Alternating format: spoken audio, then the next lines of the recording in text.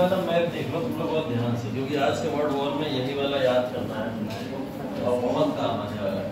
एक एक लोकेशन को बहुत ध्यान से देख लो, कौन सी लोकेशन का है, क्योंकि बार बार यहाँ पे आना थोड़ा इम्पॉसिबल हो जाएगा, है ना।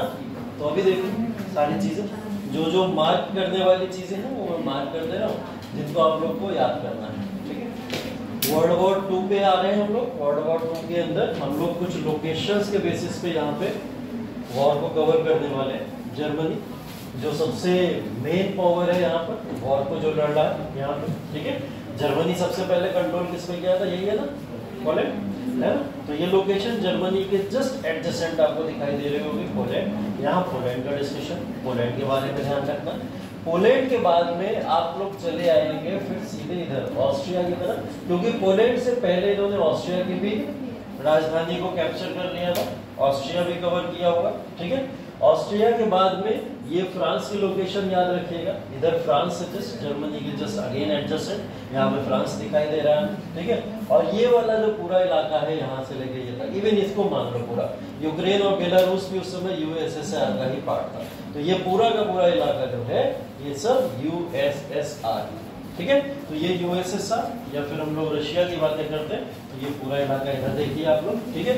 इसके बाद में 2 इंपॉर्टेंट पार्ट और आएंगे, नॉर्वे और डेनमार्क, ठीक है, नॉर्वे और डेनमार्क, ठीक। यूनाइटेड किंगडम इंपॉर्टेंट होगा, ब्रिटेन, क्योंकि ब्रिटेन की ही वॉर यहाँ पे दिखाई दे रही है जो जर्मनी से डायरेक्टली इन्वॉल्व दिख रहा है लड़ाई के अंदर, ठीक है। एक चीज और ध्यान रखिएगा, जर्मनी और यूनाइटेड किंगडम के बीच में किसी भी तरीके का कोई लैंड शेयरिंग नहीं है, ये आपस में डिवाइड होते हैं सी से, ठीक है।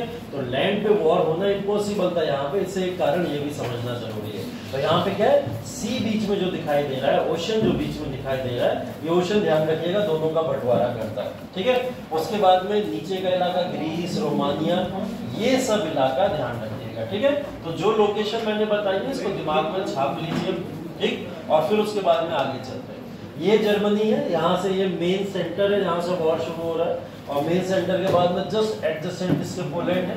पोलैंड के ही जस्ट अगर हम लोग देखें यहाँ बगल में नीचे कौन है, ऑस्ट्रिया, हंगरी, रोमानिया वगैरह जिसकी हम लोग बात कर रहे थे पहले, ये यहाँ पे इस पे तो यहाँ पे जर्मनी ने अपना कंट्रोल कर ही लिया था, ये वाले स्टेट पे कर ही चुका था, ठीक है। वॉर में आगे अब चर्चा होगी कि जर्मनी कैसे कैसे पूरे यूरोप पे अपना कंट्रोल करता जाता है, ठीक है। क्योंकि जर्मनी आगे चल के जो कंट्रोल करेगा ना अपना, वो ये है, ये और उसके बाद में इटली छोड़ दो तो ये पूरा का पूरा इलाका जो है, अगर इसको मैं और डार्क कर दूं ऐसे करके, ये इलाका किसके कंट्रोल में हो गया था, सब जर्मनी के कंट्रोल में था, ठीक है। अब सोच के भी हैरानी लग रही होगी और देख के अजीब सा लग रहा होगा, इतना ब्रॉड इलाका यूरोप का, मतलब यूरोप बचा ही कहाँ, एक फ्रांस में बचा है थोड़ा बहुत, यूके में बचा है थोड़ा बहुत, बस। बाकी अगर हम देखें तो गया यूरोप, इधर के एरिया को तो छेड़ा ही नहीं गया था पूरी तरीके से, ठीक है। और ये फ्रांस भी अगर मैं इसमें ले लूँ तो अभी बड़ी बात नहीं है, क्योंकि फ्रांस के ऊपर भी जर्मनी ने अपना कैप्चर कर लिया था, ठीक है। और साथ ही साथ में बेलारूस या यूक्रेन का यहाँ तक का जो इलाका है, इस पर भी अपना कंट्रोल कर लिया था। ये सिर्फ जर्मनी का कंट्रोल है, सिर्फ जर्मनी का। और जर्मनी में भी किसका, अकेले हिटलर के द्वारा कंट्रोल किए गए ये पूरे के पूरे यूरोप के राज्य, ठीक है। शक्तियाँ देखो कितनी स्ट्रांग है, यहाँ पे यूनाइटेड किंगडम बैठा हुआ है, यहाँ फ्रांस बैठा हुआ है, यहाँ रशिया बैठा हुआ है, यहाँ इटली बैठा हुआ है, और इन सबसे हटके इस एरिया में कौन बैठा था, यूएस। इतनी शक्तियाँ होने के बाद में भी जर्मनी अपनी बाउंड्रीज को कितना ब्रॉड कर दिया था, है ना। ऐसे ही तो नहीं हिटलर का नाम इतिहास में इतने सुनहरे अक्षरों में लिखा गया है। इतना गलत होने के बाद में भी हिटलर को लोग प्रेस क्यों करते हैं आज के समय में, कारण यही है ना। क्योंकि जो युद्ध हैं, लड़ाइयाँ हैं, ज़मीन की होती हैं, और जो ज़मीनों को ज़्यादा कैप्चर कर ले वो सबसे महान, और इसने जब कैप्चर किया, इसकी नीतियाँ गलत थी, इसकी तरीके गलत थे, इसने जिन तरीकों को अपनाया वो बहुत ही ज़्यादा अनकॉन्शियस तरीके थे। हत्याएं शामिल हैं, लोगों की निर्दोषों की हत्याएं शामिल है, लेकिन फिर भी ये महान क्यों है, क्योंकि इसने यूरोप के किसी इलाके को छोड़ा है ना। यही कहानी आज हम लोग को पढ़नी है, इसी के बारे में जानना है। तो ये वाले मैप को अगर आप लोग ध्यान रखेंगे तो आगे चल के हम लोग के लिए पढ़ना थोड़ा आसान हो जाएगा, ठीक है। चलिए टॉपिक के ऊपर आते हैं हम लोग वर्ल्ड वॉर सेकंड के ऊपर। वर्ल्ड वॉर सेकंड से पहले मैं आपको जो कहानियां बता चुका था, उन कहानियों के अंदर आपको बहुत अच्छे से याद होगा कि हिटलर का राइज हम लोग ने पढ़ लिया था। हिटलर ने किस तरीके से अपनी जड़ें पूरे जर्मनी के अंदर मजबूत कर दी। ठीक है, हिटलर बहुत स्ट्रॉन्ग है जर्मनी के अंदर, और कैसे वो जर्मनी को आगे चल के एक्सप्लोर करेगा, यही कहानी हमें पूरे वर्ल्ड वॉर सेकंड के अंदर पढ़नी। ठीक है, पूरा यूरोप आपको यहाँ पे जलता हुआ दिखाई दे रहा होगा, और यूरोप जलता हुआ दिखाई दे रहा है सिर्फ हिटलर की वजह से। ठीक, चलिए वर्ल्ड वॉर 2 की कहानी शुरू करते हैं यहाँ से।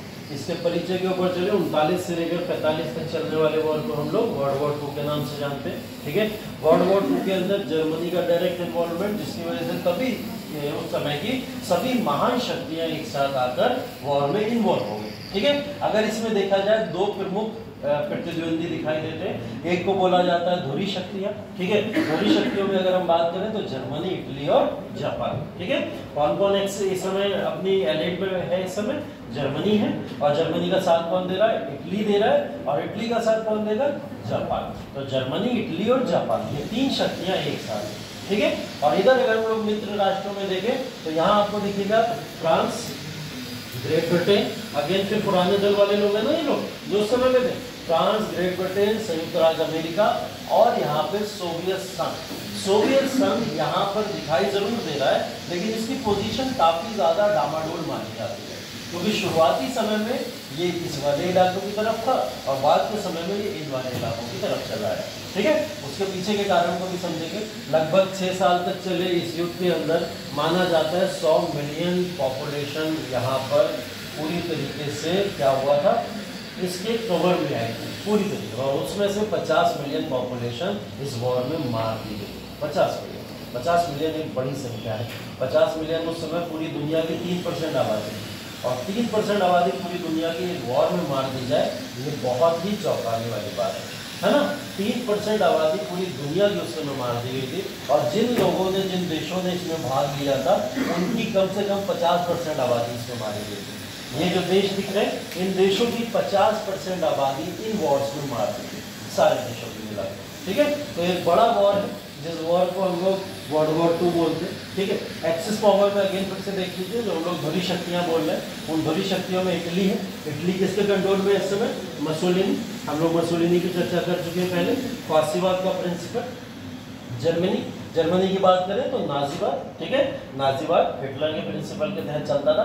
जापान यहाँ पे कैसे ऐड हो गया? जापान बेसिकली मिलिटरिज्म वाला, सैन्यवाद वाला इलाका था। एक फासीवाद है, एक नाजीवाद है, और एक सैन्यवाद है। ठीक है, तीनों डेमोक्रेसी के अगेंस्ट, तीनों लोकतंत्र के अगेंस्ट, तीनों नहीं चाहते किसी भी तरीके का साम्यवाद किसी भी देश में आए।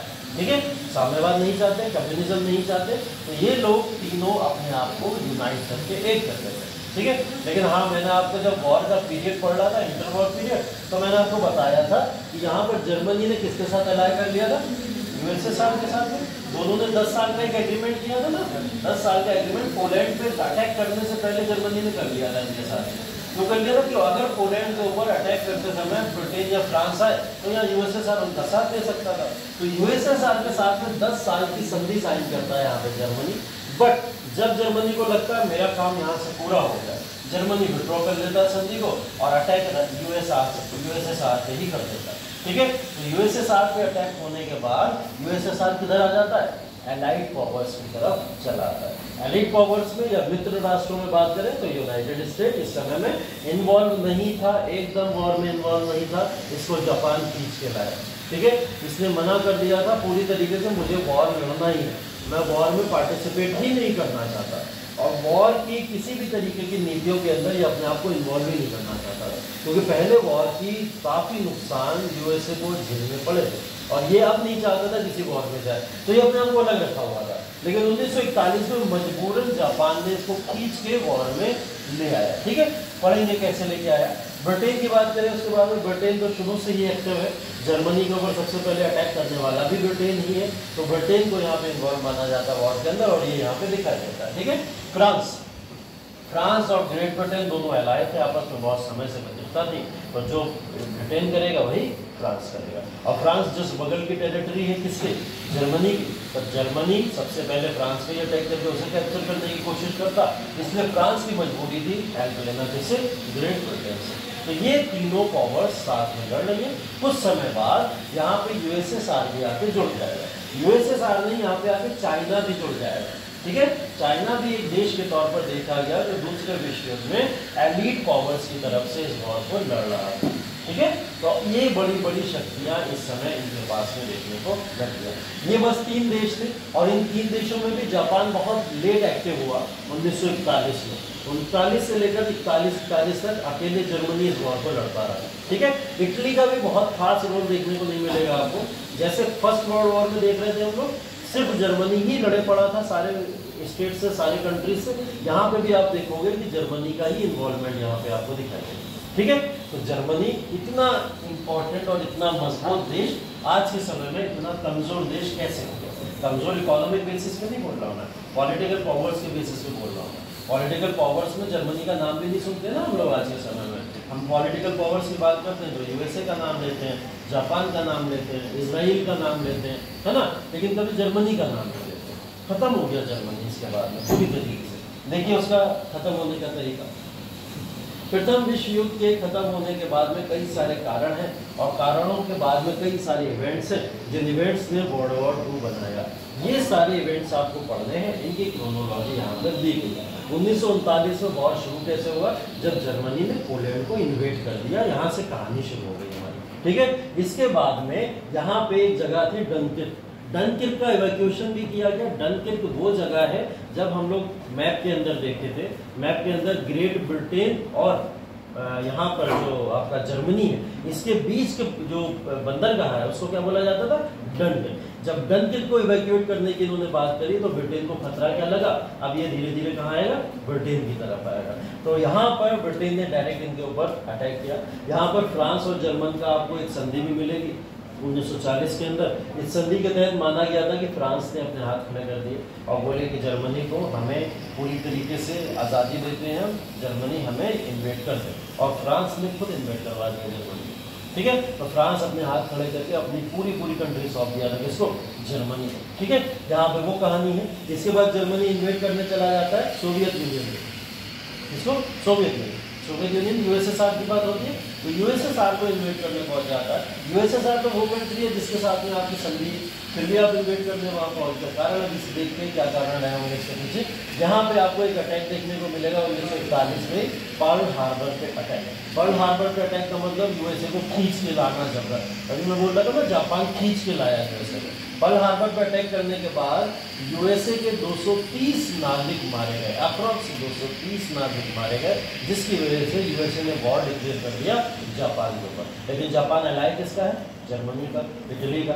तो यहाँ मदद करने कौन चला आएगा, जर्मनी आएगा, और जर्मनी ने बोला मैं यूएसए पे अटैक कर दूंगा, ठीक है। तो यहाँ पे ये वॉर जो है कंबाइंड तौर पर स्टार्ट हो गया, ठीक है। और इस सब के बाद में कई सारे इन्वेजन आप देखेंगे, ये सब इन्वेजन खत्म हो जाएंगे जर्मनी के सरेंडर के साथ में, जब 1945 में जर्मनी ने सरेंडर करा, और साथ में हिरोशिमा नागासाकी पे जो बम गिराए गए, उन बम गिराने के बाद जापान ने भी फाइनली यहाँ पे आके सरेंडर कर दिया, ठीक है। तो ये कहानी है, ये पूरा का पूरा आपका वो है ओवरव्यू कि हम लोग वर्ल्ड वॉर 2 के अंदर पढ़ने वाले हैं। वर्ल्ड वॉर 2 के अंदर पढ़ने से पहले हमने बात की थी यहाँ पर हिटलर के बारे में, ठीक है। हिटलर के बारे में आप लोग जानते हैं, अब 7 चीज़ें आप जानते हैं कि हम लोग जब नाजीवाद की बात करते हैं तो नाजीवाद क्या है। इसी तरीके से फांसीवाद भी एक प्रिंसिपल है जो इटली में चल रहा है। भाई वर्ल्ड वॉर 2 के खड़े होने के पीछे 2 बड़े कारण थे ना। एक बड़ा कारण तो खुद हिटलर स्वयं था, हिटलर का नाजीवाद था। दूसरा कारण भी तो समझना जरूरी है, जो बगल में एक कंट्री है जिसको फांसीवाद की फिलॉसफी के साथ में कौन चला रहा है, मसोलिनी। तो मसोलिनी के फांसीवाद और इटली के अंदर रूल को भी तो समझना उस समय जरूरी है कि इटली जर्मनी के साथ कैसे चला गया और किस तरीके से दोनों ने सहयोग से वर्ल्ड वॉर 2 क्रिएट कर दिया, ठीक है। तो यहाँ कहानी मसोलिनी की है, ज्यादा लंबी नहीं है, बहुत शॉर्ट में दिखाएंगे।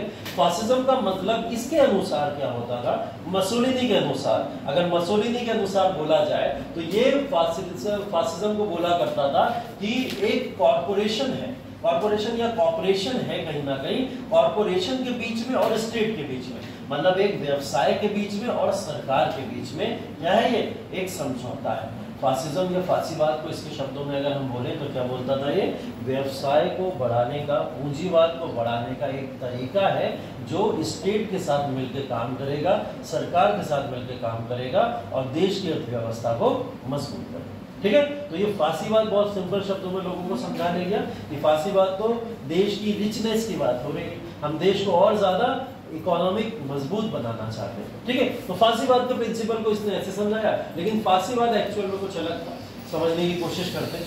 1922 के अंदर प्राइम मिनिस्टर के तौर पर नियुक्त किया गया इटली के अंदर। ठीक है, तो इटली का तानाशाह तो नहीं बन सकता, प्राइम मिनिस्टर ही तो बना। ठीक है, लेकिन धीरे धीरे इसने उसी कुछ पॉलिसीज को अपनाना शुरू करा जो हिटलर यहाँ पे अपनाया करता था। ठीक है, यहाँ पर ऑटोमन एम्पायर के ऊपर विजय की घोषणा करना, वापस से रोमन एम्पायर की ग्लोरी की बात करना, ये सब ये अपनी जनता को बताया करता था। कहता था मैं ऑटोमन एम्पायर के ऊपर जाके अटैक करूंगा, उसको जीत लूंगा, क्योंकि उन्होंने हमारे रोमन एम्पायर को छीना था एक समय पहले। अब रोमन की ग्लोरी को वापस लाने की जिम्मेदारी किसने ले ली? मसोलिनी। जनता खुश हो गई, है ना? जनता इस बात से प्रभावित हो गई, खुश हो गई। तो जनता इस बात से इतना खुश हो गई, उसने मसोलिनी को यहाँ सपोर्ट करना शुरू कर दिया। आप हिटलर से कनेक्ट कर पाते हो, है ना? हिटलर की अगर हम लोग कहानी पढ़े तो हिटलर की भी तो यही कहानी है। वो भी तो कह रहा है जर्मन प्राइड को ऊपर करना है, जर्मन रेस को ऊपर लेके जाना है, जर्मन को मजबूत करना है। ये रोमन की बात कर रहा है, रोमन को मजबूत करना। इस सबसे ये यहाँ इटली में मजबूत होता चला गया। और यहाँ पर पिछले 3 सालों में अप्रोक्स 19 से 22 की बात करें तो 3 सालों में 5 गवर्नमेंट बदलती चली गई, लेकिन मसोलिनी का रोल नहीं बदला। 3 सालों में यहाँ 5 गवर्नमेंट बदल गई थी। अन्य लास्ट में क्या हुआ? पॉलिटिकल क्राइसिस खड़े हुए, कई सारे प्रॉब्लम्स यहाँ क्रिएट हुए, कम्युनिस्ट को यहाँ से भगाया जाने लगा। ठीक है, और कैपिटलिस्ट का यहाँ पे दबाव बनने लगा। कैपिटलिस्ट किसकी मदद करते थे? मसोलिनी की मदद करते थे। मसोलिनी उनसे पैसा लेता था, देश में फंडिंग कराता था, और फंडिंग करने की वजह से ये अपने आप को मजबूत करता चला गया, जिससे जनता सारी की सारी किसके फेवर में आ गई? मसोलिनी। इलेक्शन हुए, इलेक्शन होने के बाद में मसोलिनी को देश का एकमात्र नेता चुन लिया गया और फासिज्म, फासीवाद की फिलॉसफी इसने वहां पे लागू कर दी। ठीक है, बहुत ज्यादा डिटेल नहीं, सिर्फ इसलिए बता रहा हूँ, शॉर्ट में बता रहा हूँ। फासीवाद की फिलॉसफी ने जब यहाँ पे शुरू कर दी तो मसोलिनी ने रोम की तरफ मार्च करना शुरू किया। रोम कौन सा इलाका? जो रोमन एम्पायर का कैपिटल हुआ करता था, और लोगों को दिखाना शुरू किया कि देखो रोम जो है वो अब हम वापस से अपना कैपिटल बना के फिर से रोमन एम्पायर क्रिएट करने जा रहे हैं। ठीक है, ये सब बातें मजबूती के तौर पे ये आगे लेके चले गए। ठीक है, लेकिन इन सब के पीछे एक विचारधारा फासिज्म है, फासीवाद है। ये फासीवाद की विचारधारा है क्या? फासीवाद की विचारधारा का मतलब है एक गवर्नमेंट पे फोकस करना, सिंगल पार्टी गवर्नमेंट, पहली चीज। ठीक है, जैसे हिटलर की नाजीवाद, वैसे यहाँ की फासीवाद, सिंगल पार्टी गवर्नमेंट होना चाहिए। दूसरी एक्सट्रीम नेशनलिज्म, अति राष्ट्रवाद, है ना? वो वहां पे भी था, यहाँ पे भी अति राष्ट्रवाद की बात हो रही है। तीसरी चीज है कम्युनिज्म को नहीं जगह देंगे किसी भी तरीके से। कम्युनिज्म को हॉस्टाइल बना के, कैदी बना के ही रखना अपने। कम्युनिज्म को हम किसी भी तरीके से प्रमोट होने नहीं देंगे। तो प्रमोट कौन होगा? कैपिटलिस्ट या पूंजीवादी क्लास यहाँ पे प्रमोट होगा। वही विचारधारा किसकी थी? हिटलर की भी है ना, थोड़ी बहुत वही दिखाई देती है। ठीक है, इसके बाद में टेरिटोरियल एक्सपेंशन पे ये भी बिलीव करते थे, वो भी बिलीव करते थे। साम्राज्यवाद जर्मनी ने भी किया, साम्राज्यवाद इटली ने भी करने का प्रयास किया। ठीक है, तो ये सब चीजें फासीवाद के अंदर कॉमन दिखाई देती हैं। तो जब ये सब कॉमन है तो फिर फासीवाद और ये सब चीजें एक दूसरे से अलग क्यों हैं? देखिए, और चीजें कुछ कॉमन इसके अंदर है। यहाँ पर मसोलिनी अपने आप को क्या बोलता था? I am second deuce. ठीक है, सेकंड ड्यूस का मतलब बेसिकली जैसे वहां फ्यूरर पढ़ा था ना आपने, फ्यूरर पढ़ा था ना हिटलर को, ये अपने आप को क्या बोलता था? सेकंड ड्यूस बोलता था। तो यहाँ पर ये अपने आप को एकमात्र लीडर के तौर पर बोलता था, मैं ही प्रेसिडेंट, मैं ही प्राइम मिनिस्टर, सब कुछ मैं ही हूँ इटली का। ठीक है, तो वो भी फिलॉसफी लगभग सेम आ गई यहाँ पे, ये भी समझ आ रहा है। ठीक है, और उसके बाद में इकोनॉमिक सेल्फ सफिशिएंसी की बात करें, आत्मनिर्भरता, अर्थव्यवस्था के बेसिस पे कंट्री जब अपने हाथों में पूर्ण रूप से लेती है तो वो भी एक सिद्धांत किसका होता है? फासीवाद और नाजीवाद का। दोनों में ये चीज भी देखने को मिलती है। ठीक है, और मिलिट्री, सैन्यवाद की ताकत के ऊपर और वायलेंस के ऊपर बिलीव भी करते हैं। हिंसा भी होगी और सैन्य शक्तियां भी मजबूत होंगी, इन सारी चीजों पे भी बिलीव करते हैं। दोनों में है, हिटलर की फिलॉसफी में भी है और मसोलिनी में। ठीक है, सब चीजें लगभग यहाँ पे हमको सेम ही दिखाई देती हैं, बट अलग क्या है? अलग अगर हम लोग थोड़ा सा डिफरेंस की बात करें तो पहली चीज तो ये है कि स्टेट इंस्टीट्यूशन, स्टेट की बात अगर करें तो स्टेट गवर्नमेंट नाजीवाद में हुआ करती थी, अगर हम बात करें राज्य प्रांत हुआ करते थे किसमें, हिटलर के राज्य में होते थे ना, बस उसने कंट्रोल अपने हाथों में ले लिया था। ये तो क्या था, उसने सारा कंट्रोल अपने हाथों में ले लिया था। इसने क्या करा था, स्टेट के इंस्टीट्यूशन ही खत्म कर दिए सारे के सारे। बोले स्टेट के इंस्टीट्यूशन ही नहीं बचेंगे तो सारे स्टेट के इंस्टीट्यूशन। एक बहुत इंपॉर्टेंट चीज है, वुमेन को राइट और वुमेन को लिबर्टी जो है वो नहीं दिया करता था फांसीवाद। फांसीवाद किसी भी तरीके की कोई फ्रीडम वुमेन को नहीं दिया करते थे। वुमेन को पूरी तरीके से हर तरीके के प्रोटेक्शन में रखने के चक्कर में इन्होंने फ्रीडम ही नहीं दी, ठीक है। लेकिन नाजीवाद ने क्या करा, प्रोटेक्शन देना शुरू किया, ठीक है। तो ये विमेन के राइट्स भी देते थे नाजीवाद वाले। तो एक डिफरेंस की अगर बात करें तो विमेन के बेसिस पे और राज्य के जो सरकार है उसको चलाने के बेसिस पे एक दो डिफरेंस आपको दिखाई देंगे, अदरवाइज लगभग दोनों सेम फिलॉसफी, ठीक है। अब आगे चलते हैं। इन फिलॉसफी की वजह से ये ग्रेट वॉर या इतना बड़ा कॉन्फ्लिक्ट कैसे क्रिएट हो गया, जिसको दुनिया का सबसे बड़ा वॉर या सबसे बड़ा कॉन्फ्लिक्ट माना जाता है, ठीक है।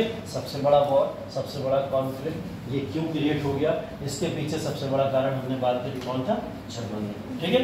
वापस से कुछ कहानियों के ऊपर चलते हैं और कहानियों की बात शुरू करते हैं यहाँ से। जर्मनी ने अटैक किसके ऊपर कर दिया था, पोलैंड के ऊपर। लेकिन पोलैंड से पहले भी किन्हीं 3 देशों के ऊपर और भी कंट्रोल किया था। कौन कौन से थे वो, डेनमार्क कहाँ से आ गया, डेनमार्क में कौन से 3 और देश थे जिनके ऊपर ये कंट्रोल करते, तब फाइनली पोलैंड पे कंट्रोल किया था। ऑस्ट्रिया पहला था, दूसरा ऑस्ट्रिया पहला था, हाँ, दूसरा फ्रांस कहाँ आएगा यहाँ पे, फ्रांस कहाँ से आएगा, ऑस्ट्रिया के बारे में बताओ। 4 हमने बताए थे ना, चौथा पोलैंड था ना, इससे पहले के 3 तो एक और होंगे ना। तो ऑस्ट्रिया आपने पहला बता दिया, ऑस्ट्रिया के ऊपर अटैक किया, अटैक करके कैप्चर कर लिया, ठीक है। दूसरा, हाँ, इटली के साथ तो अभी यहाँ संधि है, इटली का करेंगे, हाँ, स्वीडन कहाँ है, अब क्या मैप दिखाना पड़ेगा तुम लोग को,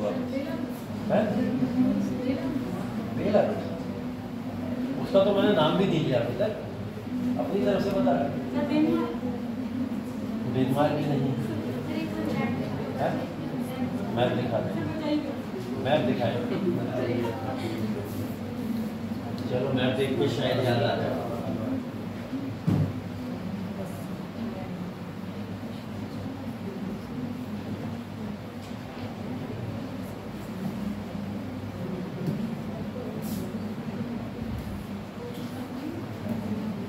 देखो बताओ कौन सी 3 शक्तियां जिसको पहले कंट्रोल कर सकते।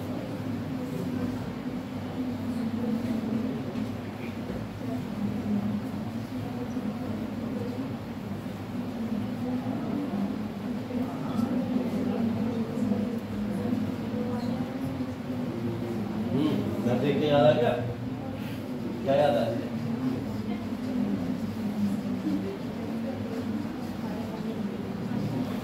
बताओ।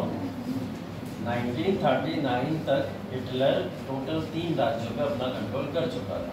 अंतिम राज्य था पोलैंड, जिसके ऊपर उसने अपना कंट्रोल किया, जिसमें से एक आप लोग ने मुझे बता दिया, ठीक है, ऑस्ट्रिया। 2 पूछ रहा हूँ मैं, 2 बचे हुए हैं, कोई 2 बता दो फिर आगे बढ़े क्लास में।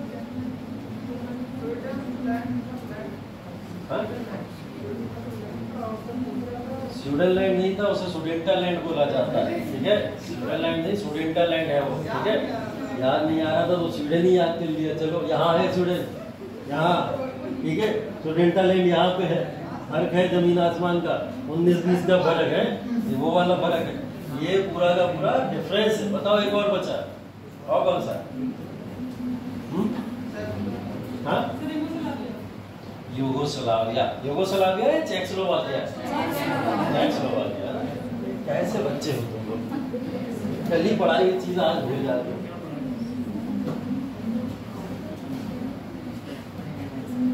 ठीक है, तो हम बात कर रहे हैं पोलैंड। पोलैंड के पहले के 3 राज्यों के ऊपर इनका कंट्रोल हो चुका था, जिसमें ऑस्ट्रिया, सुडेंटालैंड और चेकोस्लोवाकिया, ये 3 राज्यों के ऊपर वो ऑलरेडी अपना कंट्रोल यहाँ पे कर चुका था, ठीक है।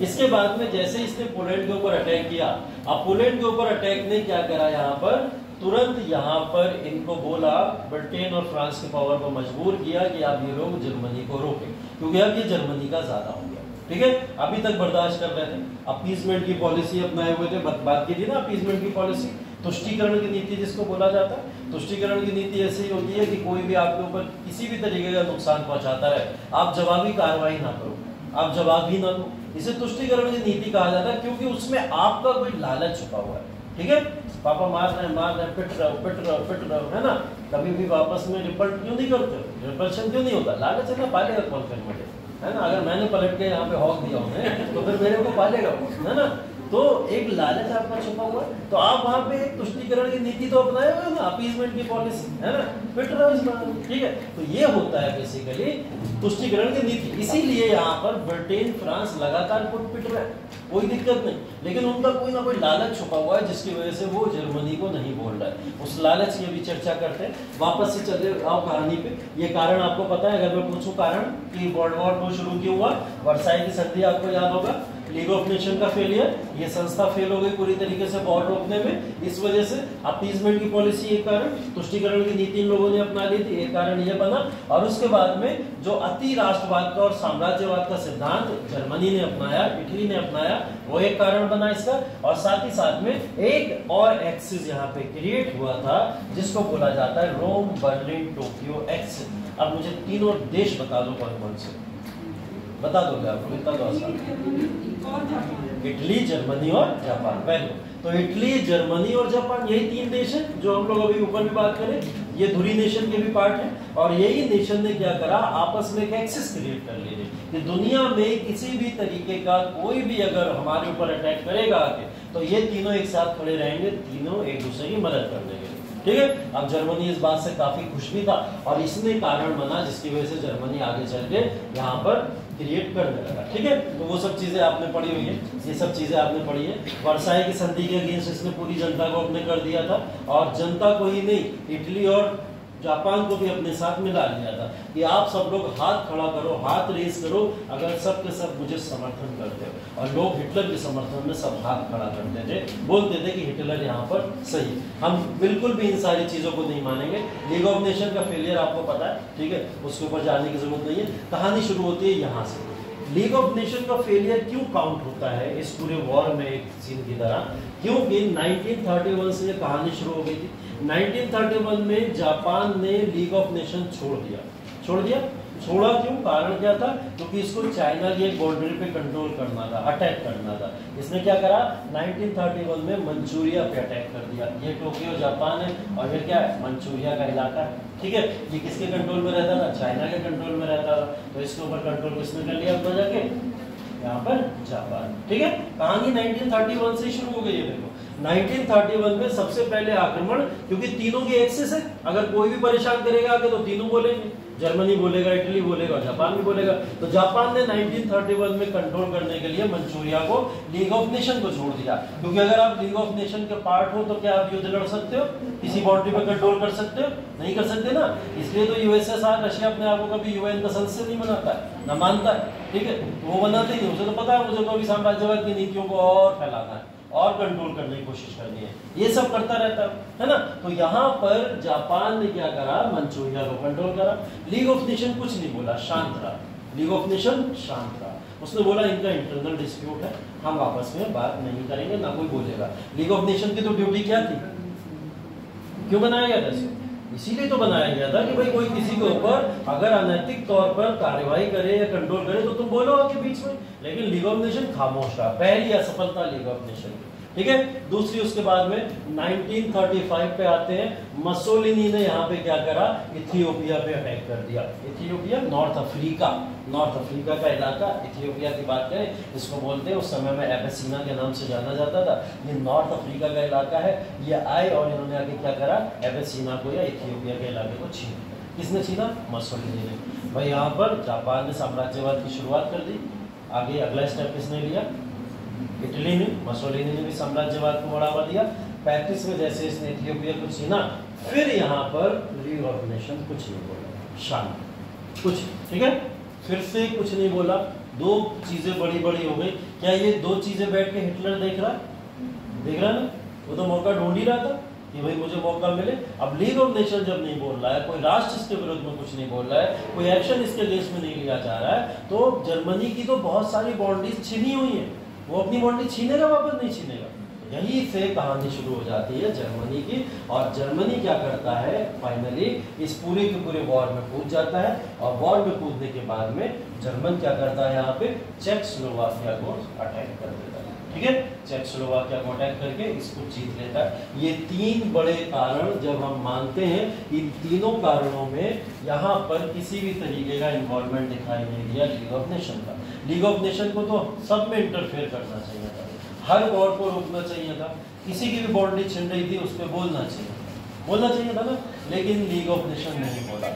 यही सबसे बड़ा कारण लीग ऑफ नेशन के फेलियर का है, जिसकी वजह से यहाँ पे वॉर शुरू हुआ। अब पॉलिसी ऑफ अपीजमेंट भी समझ लो, तुष्टीकरण की नीति। हम कारणों की बात कर रहे हैं, ठीक है, किसकी बात कर रहे हैं, कारणों की। जो लोग बीच में सो गए उनके लिए बता रहा हूँ, ठीक है। हम लोग किसकी बात कर रहे हैं, वर्ल्ड वॉर 2 में हुए कारणों की, ठीक है। कोई नहीं सोया, ऐसे मत देखो, कोई नहीं सोया, ऐसे बता रहा हूँ, तुम लोग का ध्यान आ जाएगा।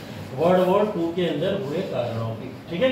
वर्ल्ड वॉर 2 के अंदर जितने भी कारण जिम्मेदार थे, उन कारणों में हमने देखा, एक तो अभी लीग ऑफ नेशन का फेलियर, और अब हम देखने जा रहे हैं तुष्टीकरण की नीति। तुष्टीकरण की जो नीति फॉलो की गई, उस नीति का मतलब है ब्रिटेन और फ्रांस लगातार इग्नोर करते चले गए हिटलर और मसोलिनी के एक्शन को। वो कुछ भी कर रहे थे, उन्हें इग्नोर कर रहे थे। मैंने भाई बोला ना, इनका कोई लालच रहा होगा इसमें, तभी तो ये इग्नोर कर रहे, वरना क्यों इग्नोर करते। तो हाँ, इनका लालच था, ये अप्रिशिएट भी कर रहे थे लगातार। जापान किसी को, चाहे मंचूरिया को कंट्रोल कर ले रहा हो, चाहे जर्मनी आपका यहाँ पे आके चेकोस्लोवाकिया को कर लेता हो, इटली आके किसको कर लेता हो, इथियोपिया को कर लेता हो, लेकिन इनका लालच इस सब में एक है। और वो लालच क्या था, उस लालच को समझो। लालच ये है कि ये सारे के सारे देश जब कैप्चरिंग करने में लगे हुए थे, जापान सैन्यवाद का समर्थक है, ठीक है, इटली फासीवाद का समर्थक है, और जर्मनी नाजीवाद का समर्थक। तीनों के कॉमन एक थीम थी, वो कॉमन थीम थी, हम किसी भी तरीके से साम्यवाद को बढ़ावा नहीं देने देंगे। साम्यवाद, कम्युनिज्म की पॉलिसी किसी भी तरीके से देश में नहीं दिखने वाली। कम्युनिज्म के सिद्धांत को तीनों मिलकर खत्म कर रहे हैं। ऐसे देशों पे कंट्रोल किया था जहां शायद कम्युनिज्म थोड़ा बढ़ रहा था, इन्होंने उन्हीं पे कंट्रोल किया।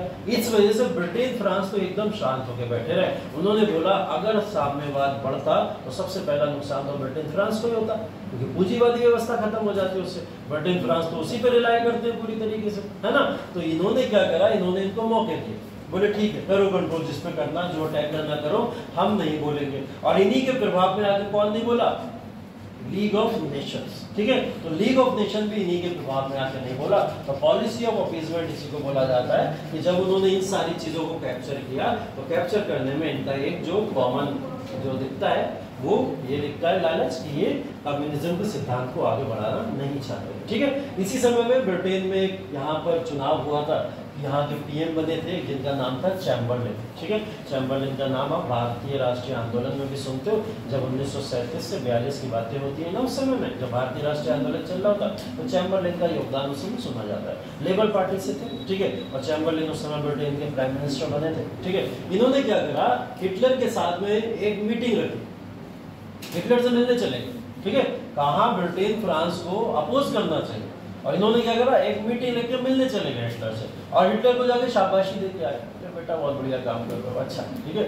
मतलब वो कहाँ पूरे देशों को नोचने में डटा पड़ा है, और ये जाकर उसको शाबाशी दे रहे। ब्रिटेन के लोग इनके अगेंस्ट में हो गए, फ्रांस के लोगों ने भी इनकी कहीं ना कहीं बात कोई मजाक उड़ाया, यूएसए भी इस बात को बैठ के पीछे से बोल रहा था कि ये तो गलत तरीका है ना। तो इन सब चीज़ों से चैम्बरलिन का काफ़ी क्रिटिसिज्म हुआ, लेकिन फिर भी इन्होंने यहाँ मीटिंग की इसके साथ में, हिटलर के साथ में, और हिटलर के साथ मीटिंग के तहत इन्होंने क्या बोला कि ये जो सुडेंटालैंड वाली बात हुई थी ना, इन्होंने एक समझौते के साथ ही तो लिया था। तो सुडेंटालैंड को इसके बाद में क्या करा, हिटलर ने जाके कैप्चर कर, ठीक है। सुडेंटालैंड कैप्चर हो गया, चेकोस्लोवाकिया हो गया, ऑस्ट्रिया तो पहले ही हो चुका था, ठीक है। अब इसकी हिम्मत इतनी बढ़ गई हिटलर की, हिटलर ने बोला चलो जब कोई कुछ बोल ही नहीं रहा है तो आगे क्या करा जाए, अब वर्ल्ड वॉर 2 ही क्रिएट कर देते हैं, है ना। तो यहाँ पर क्या हुआ, इस तरीके से वॉर के अंदर धीरे धीरे इन्वॉल्वमेंट बढ़ता चला गया, ठीक है। यहाँ पर ब्रिटेन के अपने सेल्फ इंटरेस्ट थे, कम्युनिज्म को बढ़ावा नहीं देना चाहते थे, इस वजह से इन्होंने इस सारे के सारे वॉर को क्रिएट किया। ठीक है। तो लीग ऑफ नेशन का फेलियर यहाँ पे खत्म हो जाता है। लीग ऑफ नेशन के फेलियर के बाद में एक और चीज सुनो, यहाँ पर 1920 से 39 तक का जो समय काल है, इस समय 1924 में एक प्लान आता है, योजना आती है, जिस योजना को नाम दिया जाता है डेविस प्लान। क्या बोला जाता है? Davis plan. डेविस प्लान क्या था? इस प्लान के तहत जर्मनी को तो पैसा देना था, किसको? लीग ऑफ नेशंस को, उन सारे देशों को जिससे वर्ल्ड वॉर 1 में हारे थे। तो जर्मनी अभी पैसा दे रहा है, पैसा देता था, ठीक है। हिटलर ने आगे जरूर बीच में मना कर दिया था, ठीक है। लेकिन यूएसए ने एक योजना निकाली। यूएसए ने बोला कि जर्मनी तुम पैसा नहीं दे पा रहा, तुम्हारे पास पैसे की कमी है, तो चलो मैं तुम्हें लोन दे देता हूँ। यूएसए ने क्या करा? लोन देने की बात करी। यूएसए बोला हम तुम्हें लोन दे देंगे, जो लोन हम तुम्हें देंगे उस लोन से तुम अपना पैसा चुका देना, ठीक है। यूएसए अच्छा बन गया ना यहाँ पे। यूएसए तो दिखाई दे रहा है कि भाई इनके लिए एकदम मसीहा का काम कर रहा है, जर्मनी को सपोर्ट कर रहा है आगे कि मैं तुम्हें लोन दे रहा हूँ, उससे तुम अपना कर्जा निपटाओ। इसको डेविस प्लान बोला जाता है। और ये प्लान को समझने की थोड़ी कोशिश करना। यूएसए ने जर्मनी को पैसा दिया, ठीक है। जर्मनी ने लोन के पैसे से क्या करा? एलीट पावर्स को सारा पैसा चुकाया, ठीक। एलीट पावर को जो वॉर में जीती हुई शक्तियां थी उनको पैसा चुकाया गया। ये पैसा वापस कहाँ चला गया? यूएसए के पास, क्योंकि एलीट पावर में तो यूएसए भी था ना, यूएसए था ना एलीट पावर में। तो भाई वॉर के जो क्षतियां हुई है सारी की सारी, उसका पूरा का पूरा पैसा यूएसए को तो वापस मिलेगा। तो यूएसए ने $2.5 बिलियन लोन किसको दिया था? जर्मनी को। जर्मनी ने पैसा मिला जुला के एलीट पावर को वापस करना शुरू कर दिया, ठीक है। जब वापस पहुंचा पैसा इनके पास में, यूएसए के पास कितना पहुंचा? 2.6 बिलियन, ठीक है। 0.1 बिलियन का प्रॉफिट तो यहाँ मिल गया यूएसए को। इसके अलावा 2.5 बिलियन अभी वापस कौन करेगा? जर्मनी करेगा। अपने पैसे को अपना वापस करने के बाद में भी उधारी किसके ऊपर छोड़ दी ने? जर्मनी के ऊपर। ये थी इसकी कैपिटलिस्ट अप्रोच, जिसके थ्रू यूएसए आपको आज इतना सुप्रीम और टॉप टायर पे दिखाई देता है। इन सारी अप्रोच को अपनाया करता था। कौन देश सोच सकता था कि ये सारा पैसा इस तरीके से ये यूज करेगा, है ना। तो उस समय में यूएसए ने इस प्लान को लाया, जिससे जर्मनी और नाराज हो गया था। और जर्मनी ने क्या करा? मैं अब यहाँ पर किसी तरीके का लोन ही नहीं दूंगा। लोकार्नो एग्रीमेंट हुआ, जर्मनी ने फ्रांस, बेल्जियम के साथ में एग्रीमेंट किया और इन देशों को लोन देने से मना कर दिया, ठीक है। बोले अब मेरे ऊपर कौन बचा? यूएसए बचा और ब्रिटेन बचा। यूएसए ब्रिटेन को मैं दूंगा नहीं पैसा, उनसे मैं वॉर में लड़ लूंगा, ठीक है। तो इसने क्या करा? ये हिटलर की यहाँ पे पॉलिसी थी, जिसके थ्रू वो ये सारी चीजें किया करता, ठीक है। चलिए सबको तो वापस पढ़ चुके हैं आप लोग, राइनलैंड वगैरह की बातें वहां पे हो चुकी थी। हाँ, यहाँ पे आते हैं, ठीक। यहाँ पे क्या करा? हिटलर ने जब पोलैंड के ऊपर अपना अटैक कर दिया, पोलैंड के ऊपर अटैक को ही क्या माना जाता है? वर्ल्ड वॉर 2 की शुरुआत यहाँ से शुरू हो गई, ठीक है। वर्ल्ड वॉर 2 की शुरुआत किस तरीके से इंडस्ट्रियल रिवॉल्यूशन से इकोनॉमिक कंपटीशन की तरफ ले गई थी, इसकी चर्चा थोड़ी सी यहाँ पे कर लेते हैं। अब आपको पता होगा ना, इंडस्ट्रियलाइजेशन जब हुआ था 1750 के अंदर, तो ब्रिटेन के अंदर हुआ था। लेकिन अभी बात हो रही है कब की? 1939 की। 1939 तक ये इंडस्ट्रियलाइजेशन, औद्योगिकरण धीरे धीरे पूरे यूरोप में फैल चुका होगा, सारे देशों में फैल चुका होगा। इंडस्ट्रियलाइजेशन ने कंपटीशन क्रिएट कर दिया मार्केट्स में सारे, क्योंकि हर जगह पे एक इंडस्ट्री लगी हुई है ना। फ्रांस में भी वही इंडस्ट्री है, और आप देखो ऑस्ट्रिया में भी वही इंडस्ट्री है, जर्मनी में वही इंडस्ट्री। तो इनमें एक इकोनॉमिक कंपटीशन भी था। हर देश दूसरे देश के ऊपर वरीयता चाहता था कि हम अगर सुपीरियर होंगे तो लोग हमारे प्रोडक्ट ज्यादा खरीदेंगे, है ना। जैसे यूएसए सबसे ज्यादा कारोबार क्यों कर पाता है सारे देशों के साथ? क्योंकि सबसे सुपीरियर है ना इस समय में। इस वजह से एक इकोनॉमिक होड़ भी थी। इंडस्ट्रियलाइजेशन ने एक इकोनॉमिक कंपटीशन पैदा कर दिया था, जिसकी वजह से वर्ल्ड वॉर हुआ होगा। एक कारण हम ये भी मान सकते हैं, ठीक है। और इधर अगर हम लोग देखें तो यहाँ पर इटली, जर्मनी और जापान तीनों एक्सट्रीमिज्म वाली सोच के विचारधारा के लोग थे। ये अति राष्ट्रवाद के बढ़ावे को देने वाले लोग थे। और दूसरी तरफ देशों को अगर माने हम लोग, तो ये लोग नेशनलिज्म की इकोनॉमिक पॉलिसी पर ध्यान देने वाले लोग थे। इनकी पॉलिसी क्या थी? देशों के ऊपर अटैक करके पॉलिटिकल कंट्रोल कर लो। इनकी पॉलिसी क्या थी? देशों के ऊपर अटैक करके इकोनॉमिक कंट्रोल कर लो। तो दोनों की विचारधारा में यहाँ भी एक परिवर्तन है ना। तो ये विचारधारा ने कहीं ना कहीं वर्ल्ड वॉर 2 को जन्म दिया होगा, ठीक है। नेशनलिज्म का आइडिया इतना ज्यादा सुप्रीम हो गया था उस समय कि यहाँ पर इस तरीके की चीजें देखने को मिली, ठीक है। ये रोम, बर्लिन, टोक्यो एक्सिस तो बता ही दिया मैंने आपको, ठीक। इसके बाद में देखिए होता क्या है, कहानी यहाँ से शुरू करते हैं। अब देखिए मैप। अब इसी मैप से लगभग पूरा वॉर समझेंगे हम लोग, ठीक है। पूरा वॉर यहाँ से शुरू होगा। पोलैंड के ऊपर अटैक करना, पोलैंड के ऊपर अटैक करने का मतलब था बेसिकली जर्मनी ने अपने खोए हुए साम्राज्य को वापस पा लिया होगा, ठीक है। वो साम्राज्य जो फर्स्ट वर्ल्ड वॉर के दौरान जर्मनी से छीन लिया गया था। पोलैंड तो छीना गया था और पोलैंड को छीन के दे दिया गया था। तो जैसे इसने पोलैंड को अपने हाथों में लिया, पोलैंड को हाथों में लेने के बाद में तुरंत ये वॉर में कन्वर्ट हो गया, ठीक। तो इस वाले में अच्छे से ये वाला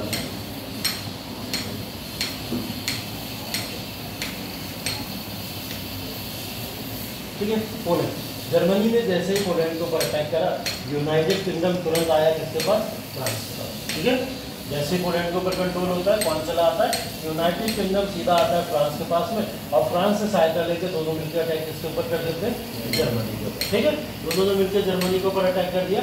जैसे जर्मनी के ऊपर अटैक हुआ, भाई एक एक्सिस है इटली, इटली भी तो है एक्सिस, इटली समर्थन में किसके चला जाएगा? जर्मनी के। जर्मनी के ये समर्थन में आ गया। जर्मनी के समर्थन में आने के बाद में आपको याद होगा जापान, जापान का भी कोई रोल नहीं है, जापान बोलेगा भी नहीं है, ठीक है। एक्सेस ट्रीटी संधि जो भी हुई थी, एक्सेस ट्रीटी संधि जो भी हुई थी, उस ट्रीटी और संधि के बाद में जापान यहाँ पे आके नहीं बोलेगा। यूरोप की लड़ाई है, यूरोप वालों को निपटने दो, जापान ये कहता हुआ अभी अपने आप को अलग कर लेता है, ठीक। इटली समर्थन देना शुरू कर देता है जर्मनी का, ठीक है। अब बात चल रही है, देखिए इरा भी ध्यान रखिएगा, 1940 की बात चल रही है। 1940 के अंदर पोलैंड पे अटैक होके जर्मनी को घेर लिया गया, किसके द्वारा? ब्रिटेन के द्वारा और फ्रांस के द्वारा, ठीक है। लेकिन एक चीज और याद होगी आपको, यूएसएसआर, ये भी याद है ना। इटली समर्थन देने के लिए जैसे ही आगे बढ़ा, इटली के खुद साम्राज्य के अंदर यहाँ पर तख्ता पलट होने लगा, ठीक है। मसोलिनी की जनता मसोलिनी से परेशान थी, वो उसको अपना राजा नहीं चाहती थी, वो उसको वहां से गद्दी से उतार के फेंकना चाहते थे। वो नहीं चाहते थे कि मसोलिनी जर्मनी की मदद करे, या मसोलिनी किसी भी तरीके से हमारे, जैसे वो वाली बात याद होगी ना आपको, यूएसए की मदद करने के लिए कौन चला गया था? फ्रांस गया था ना, फ्रांस के लोग चले गए थे, फ्रांस के राजा चले गए थे लुई 16।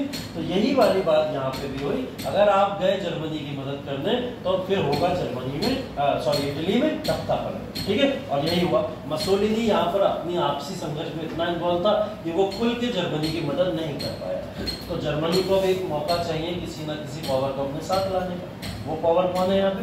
यूएसएसआर। इसके साथ तो संधि है ना, यूएसएसआर से इसने मदद ली और जर्मनी की मदद करने के लिए यूएसएसआर यहाँ पे चला गया, ठीक है। अब ये वॉर 2 फेज में क्रिएट अपने आप हो गया, क्योंकि एक तरफ फ्रांस और यूनाइटेड किंगडम दिखाई देते, एक तरफ जर्मनी और यूएसएसआर दिखाई देते। पोलैंड पे कंट्रोल किया इसने जर्मनी, ठीक है। यूनाइटेड किंगडम फ्रांस ने मिलकर जर्मनी पर अटैक जरूर किया, लेकिन वो इस अटैक में सफल नहीं हुए, क्योंकि यूएसएसआर का एक बड़ा हाथ उनके साथ में था, ठीक। ये दोनों वापस चले गए, अपनी अपनी जगह पे जाके बैठ जाते हैं। जर्मनी इसके बाद में क्या करता है? जर्मनी क्या करता है, जैसे ये दोनों पावर अपनी अपनी जगह पे जाके बैठते हैं, यूएसएसआर वापस आ जाता है, वो अपनी जगह पे आके बैठ जाता है, ठीक है। सब अपनी अपनी जगह शांत बैठ जाते हैं, जर्मनी शांत नहीं बैठेगा। जर्मनी जैसे तैसे तो मौका ढूंढा वॉर क्रिएट करने का, तो जर्मनी अब शांत कैसे बैठेगा? हिटलर ने क्या करा यहाँ पे?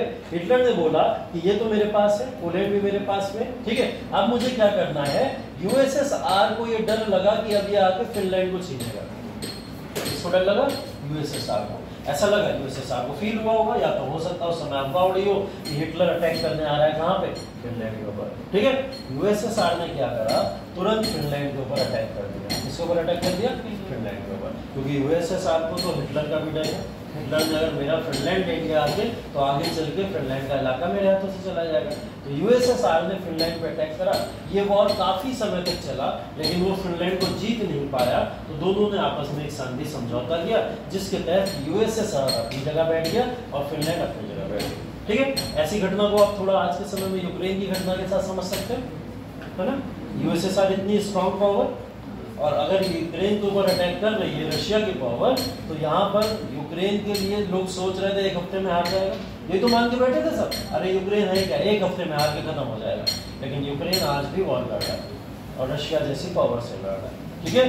तो यहाँ पर फिनलैंड का भी यही सीन था, क्योंकि फिनलैंड भी यहाँ पे वॉर लड़ रहा है और वो भी संधि समझौता करके यूएसएस के साथ सेटल हो जाता है। हिटलर ने लेकिन घोषणा करी, मेरा मतलब कभी भी फिनलैंड पे अटैक करना था ही नहीं, मैं फिनलैंड करूंगा ही नहीं अटैक। इसने बोला मेरा तो मकसद है डेनमार्क, नॉर्वे और स्वीडन को कंट्रोल करना, ठीक है। डेनमार्क, नॉर्वे और स्वीडन, और इसने ऐसे ही लाइन खींची है सीधा, यहाँ से निकला डेनमार्क पहुंचा, डेनमार्क से निकला नॉर्वे पहुंचा और नॉर्वे से स्वीडन। ये पूरा इलाका भी किसने कंट्रोल में कर लिया? आपने, हिटलर। ठीक है, अब इस इलाके के कंट्रोल के दौरान वॉर चल रहा है, ध्यान रखिएगा आप लोग, क्योंकि यूके और फ्रांस इसको रोकने की लगातार कोशिश कर रहा है, लेकिन जर्मनी रुकने का नाम नहीं ले रहा है। इसने क्या करा? डेनमार्क पे अटैक किया, नॉर्वे पे अटैक किया, स्वीडन पे अटैक करा और सब पे अटैक करके सारी बाउंड्रीज को कैप्चर किया। ठीक है, इस बात से फ्रांस नाराज हुआ, यूनाइटेड किंगडम के साथ मिलकर दोनों ने मिलकर क्या करा? जर्मनी पे अटैक करा। ठीक है, जर्मनी पे अटैक करना इस समय फ्रांस को भारी पड़ गया। ठीक, क्यों भारी पड़ गया? क्योंकि जर्मन पावर्स ने चारों तरफ से जाके यहाँ पे घेर लिया फ्रांस को, चारों तरफ से, और कहाँ घुस गए? पेरिस में। ठीक है, पेरिस में घुस गए। पेरिस में घुसने के बाद में फ्रांस को यहाँ पर हथियार डालने पड़े, गिव अप करना पड़ा पूरी तरीके से, और फ्रांस ने एक्सेप्ट कर लिया कि हम सरेंडर करते हैं। फ्रांस ने क्या कर दिया यहाँ पे? फ्रांस का सरेंडर हुआ यहाँ पे, यूके अकेला पड़ गया, एकदम अकेला पड़ गया। फ्रांस का सरेंडर होते ही जर्मनी ने क्या करा? इधर के रोमानिया, ग्रीस और कुछ इलाके टर्की के भी अपने कंट्रोल में ले लिए। ठीक है, ये हिटलर को बस एक मौका चाहिए होता था, वही सांप सीढ़ी वाला गेम देख लो ना, अगर एक पॉइंट चढ़ गए तो सीधा जो ग्रेस मिलता है एकदम टॉप पे पहुंच जाते हैं ना, और जब मार पड़ती है तो फिर सीधा गिरते भी, ऐसा होता है ना, वही सांप सीढ़ी का गेम है पूरा का पूरा। यहाँ हिटलर को बस एक पॉइंट मिलता था, वो उठा के ग्रेस से पता नहीं 3-3, 4-4 नेशन को जीत जाता था। फ्रांस कंट्रोल में आने के बाद उसको इतनी हिम्मत मिली इस समय कि उसने क्या करा? इधर के भी सदर्न यूरोप के इलाकों को भी छीन के अपने पार्ट में मिला दिया। ठीक है, खतरा कौन बचा? सिर्फ यूनाइटेड किंगडम। यूनाइटेड किंगडम अभी भी हार नहीं मान रहा है। यूनाइटेड किंगडम हार मानेगा भी कैसे? इसके बड़े बड़े शक्तियों के ऊपर कंट्रोल है, भारत जैसी शक्ति के ऊपर, औपनिवेशिक क्षमता का कंट्रोल दिखाता है अपना, है ना, अफ्रीकन नेशन के ऊपर अपना कंट्रोल दिखाता है, इसकी प्राइड की बात है। अगर ये यहाँ पे गिव अप कर देता तो फिर यूनाइटेड किंगडम किसी भी तरीके से इतिहास के सुनहरे अक्षरों में नहीं लिखा जाता। ठीक, लगभग सभी गिव अप कर चुके हैं। यहाँ पर फ्रांस खत्म हो चुका है, सारी यूरोपियन पावर एक तरफ खत्म हो चुकी है। अब ये विन विन सिचुएशन है हिटलर के लिए। यहाँ तक तो लग रहा है हिटलर अकेला पूरे यूरोप को जीतता चला जा रहा है, दिखाई दे रहा। और ये इम्प्रैक्टिकल बात नहीं है, कोई कहानी नहीं सुना रहा हूँ तुम लोग को, जितने ध्यान से सुन रहा हूँ, मैं रियलिटी बता रहा हूँ, सच्चाई है ये सब सच्चाई में हिटलर यहाँ पे कर रहा है। हिटलर इन सारे नेशंस को जीत रहा था अकेले, और ये बड़ी बात है उस समय में। अब इसके सामने कौन था? United kingdom, UK. ठीक, यूके के ऊपर ऑप्शन क्या था? यूके या तो हार मान ले, और हार नहीं मानती है तो अटैक कर देते इसको। ठीक है, यूके हार मानने को तैयार नहीं था। हिटलर ने पॉलिसी बनाई, हिटलर ने बोला मैं अपनी सेनाओं को 3 तरफ से भेजूंगा, ए, बी और सी। ये ए, बी और सी सेनाओं को वर्गीकृत किया जाता है जब बड़े वॉर्स होते हैं। इसके पास बहुत विशाल सेना थी, ऐसी सेना थी कि लगभग 5.5 लाख तो पहले ही ऑक्यूपाई कर चुका था, और अभी इतनी ज्यादा नेशन को जीत चुका है, तो सोचिए इसके पास कितनी बड़ी सेना हो चुकी है ना। इस सेना को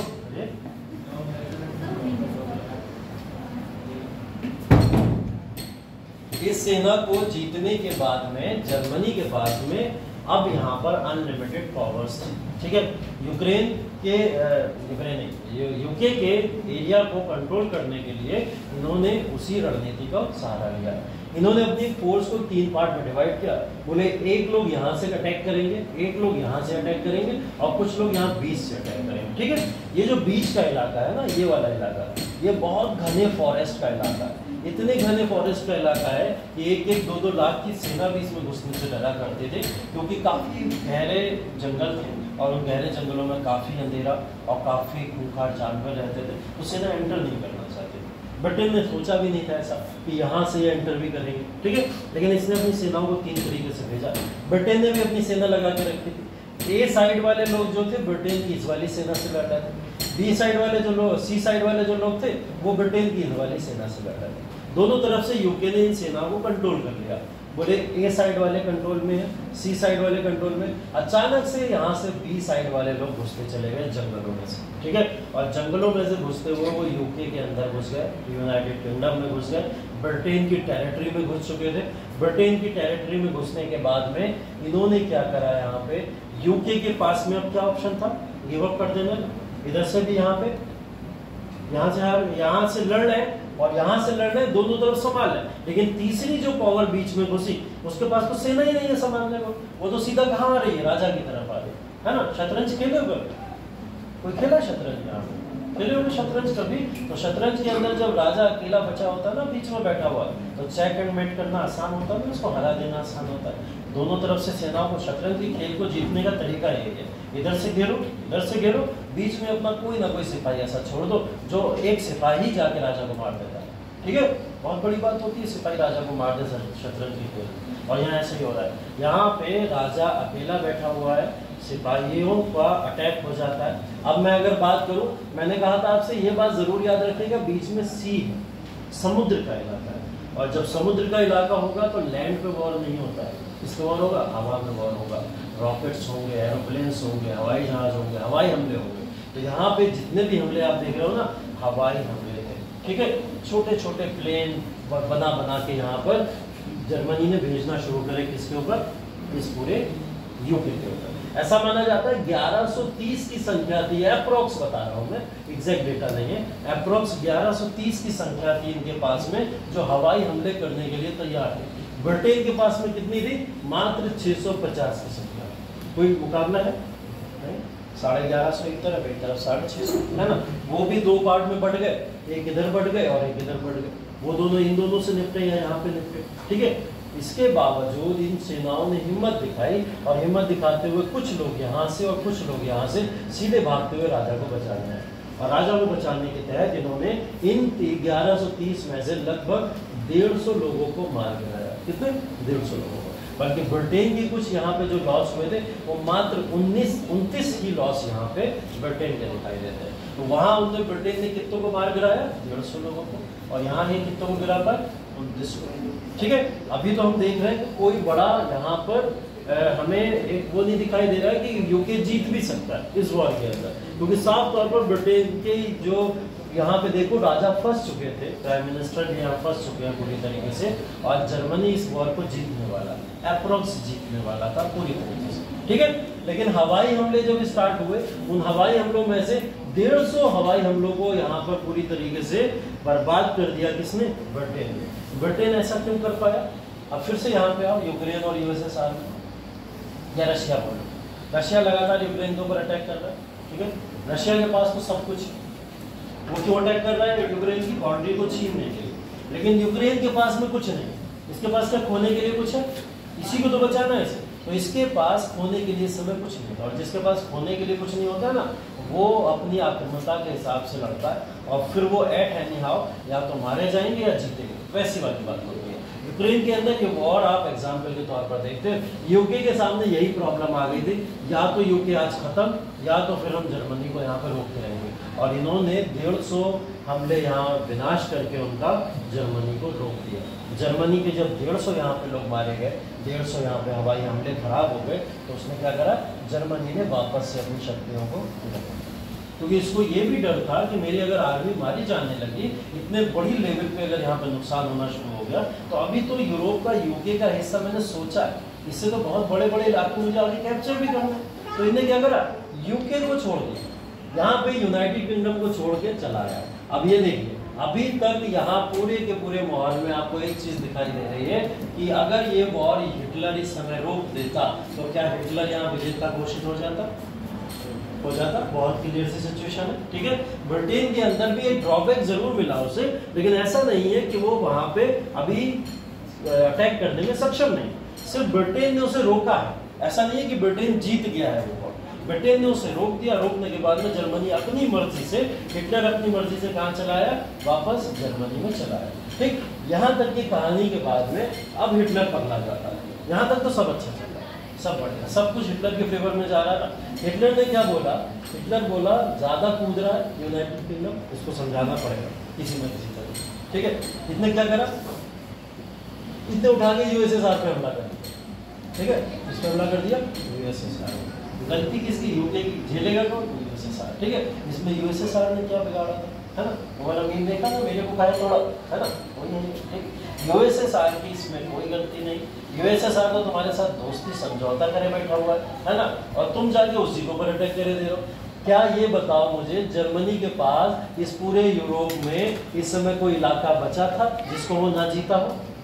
कुछ नहीं बचा ना, कुछ भी नहीं। चलो यहाँ पुर्तगाल स्पेन की अगर बात करें, ये भी तो फ्रांस के कंट्रोल में था, तो डायरेक्टली कहीं ना कहीं ये भी कंट्रोल इसी के हाथों में आ गया। तो हिटलर के पास अब बचे ही क्या जो वो जीतता?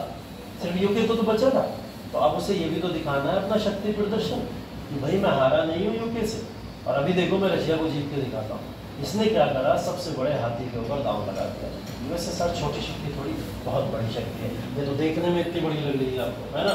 जब देखने में इतनी बड़ी है तो सोचो कितनी बड़ी टेरिटरी रही होगी और कितना स्ट्रॉन्ग टेरिटरी रही होगी। इस टेरिटरी के ऊपर जर्मनी ने गलती कर दी, यूएसएसआर पे हमला कर, और वो गुस्सा कहाँ की निकाल रहा था? यूके की। इसने ये सोचा था कि अगर मैं यहाँ पे यूएसएसआर पे हमला करूंगा और यूएसएसआर को कंट्रोल कर लूंगा तो दो फायदे होंगे। एक तो पूरा यूरोप का राजा मैं बन चुका हूँ, धीरे धीरे एशिया का राजा भी बन जाऊंगा मैं, है ना? यूरेशिया तो बोला जाता है, रशिया यूरोप और एशिया दोनों का पार्ट है, तो यूरेशिया का पार्ट बनता है। तो रशिया के इलाके को जीत के ये क्या बनना चाहता था? एशिया का भी राजा बनना। और इस सबसे कौन डर जाएगा?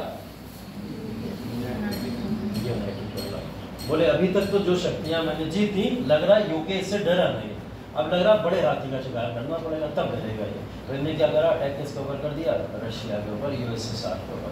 यूएसएसआर के ऊपर अटैक भी किया, सक्सेसफुल अटैक भी किया। बेलारूस यूक्रेन के इस इलाके को इसने लगभग अपने कंट्रोल में भी ले लिया। जर्मनी यहाँ पे सीधे बढ़ता बढ़ता मोरक्को तक जा रहा था। मोरक्को उस समय यूएसएसआर का मेन सेंटर हुआ करता था, हेडक्वार्टर होता था। इनकी फौज से सिर्फ 300 किलोमीटर दूर बचा था। कितना? सिर्फ 300 किलोमीटर। जर्मनी मोरक्को पहुंचता तो ऐसा ही हो गया जैसे भारत की दिल्ली पे किसी ने अधिकार कर लिया हो, और दिल्ली पे अधिकार का मतलब सब भारत पे अधिकार होता था, है ना? तो मोरक्को के 300 किलोमीटर दूर रहने के जस्ट पहले यहाँ पर बैठा हुआ एक शक्ति है जिसका नाम था जापान। वो एक गलती कर देता है। गलती क्या होती है? वो गलती ये होती है कि वो यहाँ पे वो कहता है कि मैं क्यों शांत बैठूं, सब खेल रहे हैं तो मैं भी खेलूं, ठीक है? और जापान क्या करता है? यहाँ पे अटैक कर देता है पर्ल हार्बर पे, ठीक है? कोई कारण नहीं था, इतिहास आज तक ढूंढ ही नहीं पाया कारण क्या था, जापान ने क्यों अटैक कर दिया, ठीक है? अब पर्ल हार्बर बंदरगाह इंपॉर्टेंट पोर्ट किसका है? यूएसए का। ये यूएसए का इंपॉर्टेंट पोर्ट था, यूएसए के सिटीजन थे यहाँ। जापान ने क्या करा? पर्ल हार्बर पे अटैक कर दिया। अटैक करने में 250 अप्रॉक्स माना जाता है यूएसए के नागरिक मार दिए गए। ये वो यूएसए जिसने 5 को नहीं मरा झेला था, वही है ये, है? तो 250 हो गए, तो अब ये कैसे झेलेगा? यूएसए को लगा ये संधि का नतीजा है, क्योंकि इसी समय में जर्मनी रशिया को छीनने की कोशिश कर रहा है, इसी समय में जापान क्या कर रहा है? पर्ल हार्बर पर अटैक कर रहा है। तो ये दोनों की संधि का नतीजा है। यूएसए वॉर डिक्लेयर कर देता है जापान के अगेंस्ट में। यूएसए वॉर डिक्लेयर कर देता है 1941 में जापान के अगेंस्ट में। 1942 में जापान पे अनगिनत हमले किए जाते हैं। जापान नहीं हार मानता है, पीछे नहीं हटता है। जापान मदद किससे मांगता है? जर्मनी से। जर्मनी जापान दोनों मिलकर हमले करते हैं किसके ऊपर? यूएसए के ऊपर। यहाँ पर क्या हुआ, इस कहानी को अगर आगे बढ़ाएं, यहाँ मोरक्को के पहुंचने से पहले यूएसए आ गया था तुरंत रशिया को सपोर्ट करने। कौन आ गया था? यूएसए। ऐसा बोला जा रहा था हिटलर तो इसको ऑक्यूपाई कर चुका होता अगर जापान को गलती ना करता, और जापान को गलती ना करता तो यूएसए कभी भी यूएसएसआर में ना आता, ठीक है? तो यूएसए मदद करने किसकी चला आया? यूएसएसआर की। और यूएसए की मदद से जर्मनी को अपनी आर्मी को वापस खींच के कहाँ ले जाना पड़ा? जर्मनी के अंदर वापस। तो यूएसएसआर के ऊपर हमला करना और अपनी सारी टेरिटरीज को लूज करने का एक क्रम यहाँ से शुरू हो गया। यूएसएसआर ने बोला मैं तुम्हें अभी तक समर्थन दे रहा था कि तुम जीतो, ठीक है, सपोर्ट कर रहा था, तुमने मेरे ऊपर अटैक कर दिया, है ना? अभी अटैक भारी पड़ेगा तुम्हें। यूएसएसआर को समर्थन किसका है? यूएसए का। और यहाँ से तो भाई घात खाए पहले बैठा हुआ है कौन? UK, United kingdom. अब 3 दुनिया की सबसे शक्तिशाली शक्तियाँ एक तरफ हो गई, जहाँ पे जर्मनी अलग थलग पड़ गया, जापान चलो आके मिल भी गया। इटली नहीं है, देखो मैंने बोला ना इटली में अपनी समस्याएं चल रही हैं, इटली इन सब में इन्वॉल्व भी नहीं हो पाया, शुरू में हुआ थोड़ा बहुत, बाद में हट, ठीक है? लेकिन यहाँ पर अब एक समस्या बड़ी है, वो समस्या अब यूएसए ने डायरेक्ट इन्वॉल्वमेंट ले लिया। जो यूएसए कभी वॉर में नहीं आना चाहता था उसको वॉर में आना पड़ा। किसकी वजह से? जापान की वजह से। अब यहाँ पे जर्मनी को वापस से इधर आना पड़ा। यूके से जीत नहीं सकते, यूएसएसआर से जीत नहीं सकते, तो अब ऑप्शन में कौन बचा था? यूएसए पे चलो ताकत दिखाते हैं, ठीक है। तो यहाँ पे क्या सोचा हिटलर ने, यूएसए पे ताकत दिखा दी। अब आप खुद सोचिए, यूके पे हमला करने तक तो हिटलर लगभग पूरे यूरोप को जीता हुआ है ना। अगर यहीं पे सारे संधि समझौते हो गए होते तो शायद पूरे यूरोप में हिटलर का साम्राज्य स्थापित हो गया होता, ऐसे ही तो होता ना। लेकिन हिटलर की जो कहीं ना कहीं चाह थी पूरे साम्राज्य को, पूरे यूरोप को, एशिया को, सबका राजा बनने की, वो राजा बनने की उसकी सोच ने, उसके विचारधारा ने उसको यहाँ बर्बाद कर दिया। ठीक है, अब वो यही चाहता था। उसने क्या करा, यूएसएसआर पे हमला करके एक दुश्मनी बोल ली। यूएसएसआर ने हमला करके बेलारूस को फ्री कराया, बेलारूस के बाद यूक्रेन को फ्री कराया, रोमानिया पे अटैक करके फ्री करा लिया, ग्रीस को फ्री करा लिया, पहुंच गया सीधे पोलैंड। कहाँ पहुंच गया? पोलैंड। यूएसएसआर से भिड़ना आसान नहीं था, मैंने पहले बोला बड़ी कंट्री है, और ऐसी बड़ी कंट्री को जब सपोर्ट मिल जाए यूएसए जैसी कंट्री का, और फिर एक तरफ ब्रिटेन भी आके सपोर्ट कर रहा है, ये एकमात्र दुनिया की ऐसी लड़ाई है या ऐसा मौका है जहाँ यूएसए और यूएसएसआर एक साथ दिखे, सिर्फ एकमात्र मौका है। वरना ना इससे पहले कभी और ना इसके बाद कभी दोनों एक साथ दिखे, कभी भी नहीं, और ना दिखेंगे, आगे भी कभी नहीं दिखने वाले। ठीक है, तो जब ये शक्तियां मिलके, जब यूएसएसआर, यूएसए, इन सब ने मिलके किया, तो इन्होंने क्या करा, अब फ्रांस को भी फ्री कराया। ठीक है, फ्रांस भी क्या हुआ, फ्री हो। यूएसएसआर का प्रभाव था स्वीडन और नॉर्वे के ऊपर, तो स्वीडन और नॉर्वे को भी फ्री करा दिया गया। स्वीडन भी फ्री, नॉर्वे भी फ्री। अब यूरोप की वो एक एक टेरिटरी जो हिटलर इतनी मेहनत से जीता था, अपनी एक गलती की वजह से सब होना शुरू कर दिया। ठीक है, जापान कोशिश कर रहा है मदद करने की, लेकिन जापान यहाँ बैठा है, जर्मनी वहां बैठा है, कैसे मदद करने की एक दूसरे को, है ना। और चलो एयर स्ट्राइक से मदद भी करने की कोशिश करो, लेकिन उतनी ही कर सकते हो जितनी लिमिटेड है, रिसोर्सेज भी तो लिमिटेड है, कितनी मदद करोगे। तो ये दो कंट्री एक दूसरे की मदद उस रूप में नहीं कर पाए जिस रूप में करना चाहिए था। जर्मनी यहाँ पर चारों तरफ से घिर गया, यूके इधर स्ट्रांग हो गया, यूएसएसआर इधर स्ट्रांग हो गया, फ्रांस फ्री होके फिर से इधर से स्ट्रांग हो गया, चारों तरफ से फिर कौन घिर गया, जर्मनी घिर गया। जर्मनी घिर जाता है, 1945 का समय है। 1945 में जर्मनी को चारों तरफ से घेर के मजबूर किया जाता है कि वो संधि कर ले। ठीक है, और यहाँ पर ग्रेट ब्रिटेन जो है, ग्रेट ब्रिटेन अटैक किसके ऊपर करने वाला है, जर्मनी के ऊपर। ठीक है, ब्रिटेन यहाँ पर अटैक करने वाला है जर्मनी के ऊपर, और जर्मनी के ऊपर अटैक करने से पहले हिटलर क्या करता है, यहाँ पे 1945 में हिटलर बोला जाता था ऐसा व्यक्ति है जो कभी भी अपने घुटने नहीं टेकता था किसी के भी सामने, वो इस बात को स्वीकार ही नहीं करता था, अपनी हार को स्वीकार नहीं करता था। उसकी आंखों के सामने सारी टेरिटरी धीरे धीरे उसके हाथ से जा रही है, लेकिन हिटलर अपनी हार को स्वीकार नहीं कर रहा है। ठीक है, 1945 में वो दिन आया जिस दिन को 30 अप्रैल 1945 का दिन मानते हैं, और उसमें संधि साइन करनी थी किसको, हिटलर को, किसके साथ में, यूके के साथ में, या तमाम उन पावर्स के साथ में, जिसमें ये लिखा हुआ था साफ साफ कि अब हिटलर गिव अप करता है और सरेंडर कर देता है। ठीक है, उससे ही जस्ट पहले 30 अप्रैल 1945 को हिटलर यहाँ पे सुसाइड कर लेता है। ठीक है, हिटलर क्या कर लेता है, सुसाइड, आत्महत्या कर लेता है। एक टनल के अंदर जाके, टनल में पहुंचता है, और टनल में जाके वहाँ पे आत्महत्या, अपने परिवार के साथ इवन आत्महत्या कर लेता है, जिसके बाद में वहाँ पे नई सरकार का चुनाव होता है। वो सरकार संधि समझौते पर हस्ताक्षर कर देती है और जर्मनी यहाँ से सरेंडर कर देता है। वॉर यहाँ पे आप लोग को लग रहा होगा खत्म हो गया, जर्मनी थी सब कुछ, सारी प्रॉब्लम जर्मनी थी, जर्मनी के साथ सारी समस्याएं सॉल्व। जापान नहीं मानता, अभी वॉर खत्म नहीं हुआ, जापान अभी भी नहीं माना। जापान बोला मैं अकेले लड़ूंगा, जर्मनी सरेंडर कर दे कुछ कर दे, मैं अकेले लड़ूंगा। और जापान कूदा क्यों था वॉर में, पता ही नहीं। ठीक है, पता ही किसी को, हमें भी नहीं पता। ठीक है, पता नहीं क्यों कूदा। ठीक है, उसका कारण ही नहीं समझ आया वो क्यों कूद गया वॉर के अंदर, और वो जिद पे अड़ा हुआ कि नहीं मैं तो जीत के रहूंगा पूरी दुनिया को, है ना। और वो क्या करता था, उसका मानना यह था जर्मनी ने जिन जिन इलाकों को जीता था वो इलाके में जीतूंगा। जापान ने ये सोच के लगातार यूएसए के साथ में पड़ा था, सारी कंट्री एक अलाय बन के एक दूसरे के साथ में यहाँ पर शांति समझौता साइन कर लेती, लेकिन जापान नहीं कर रहा।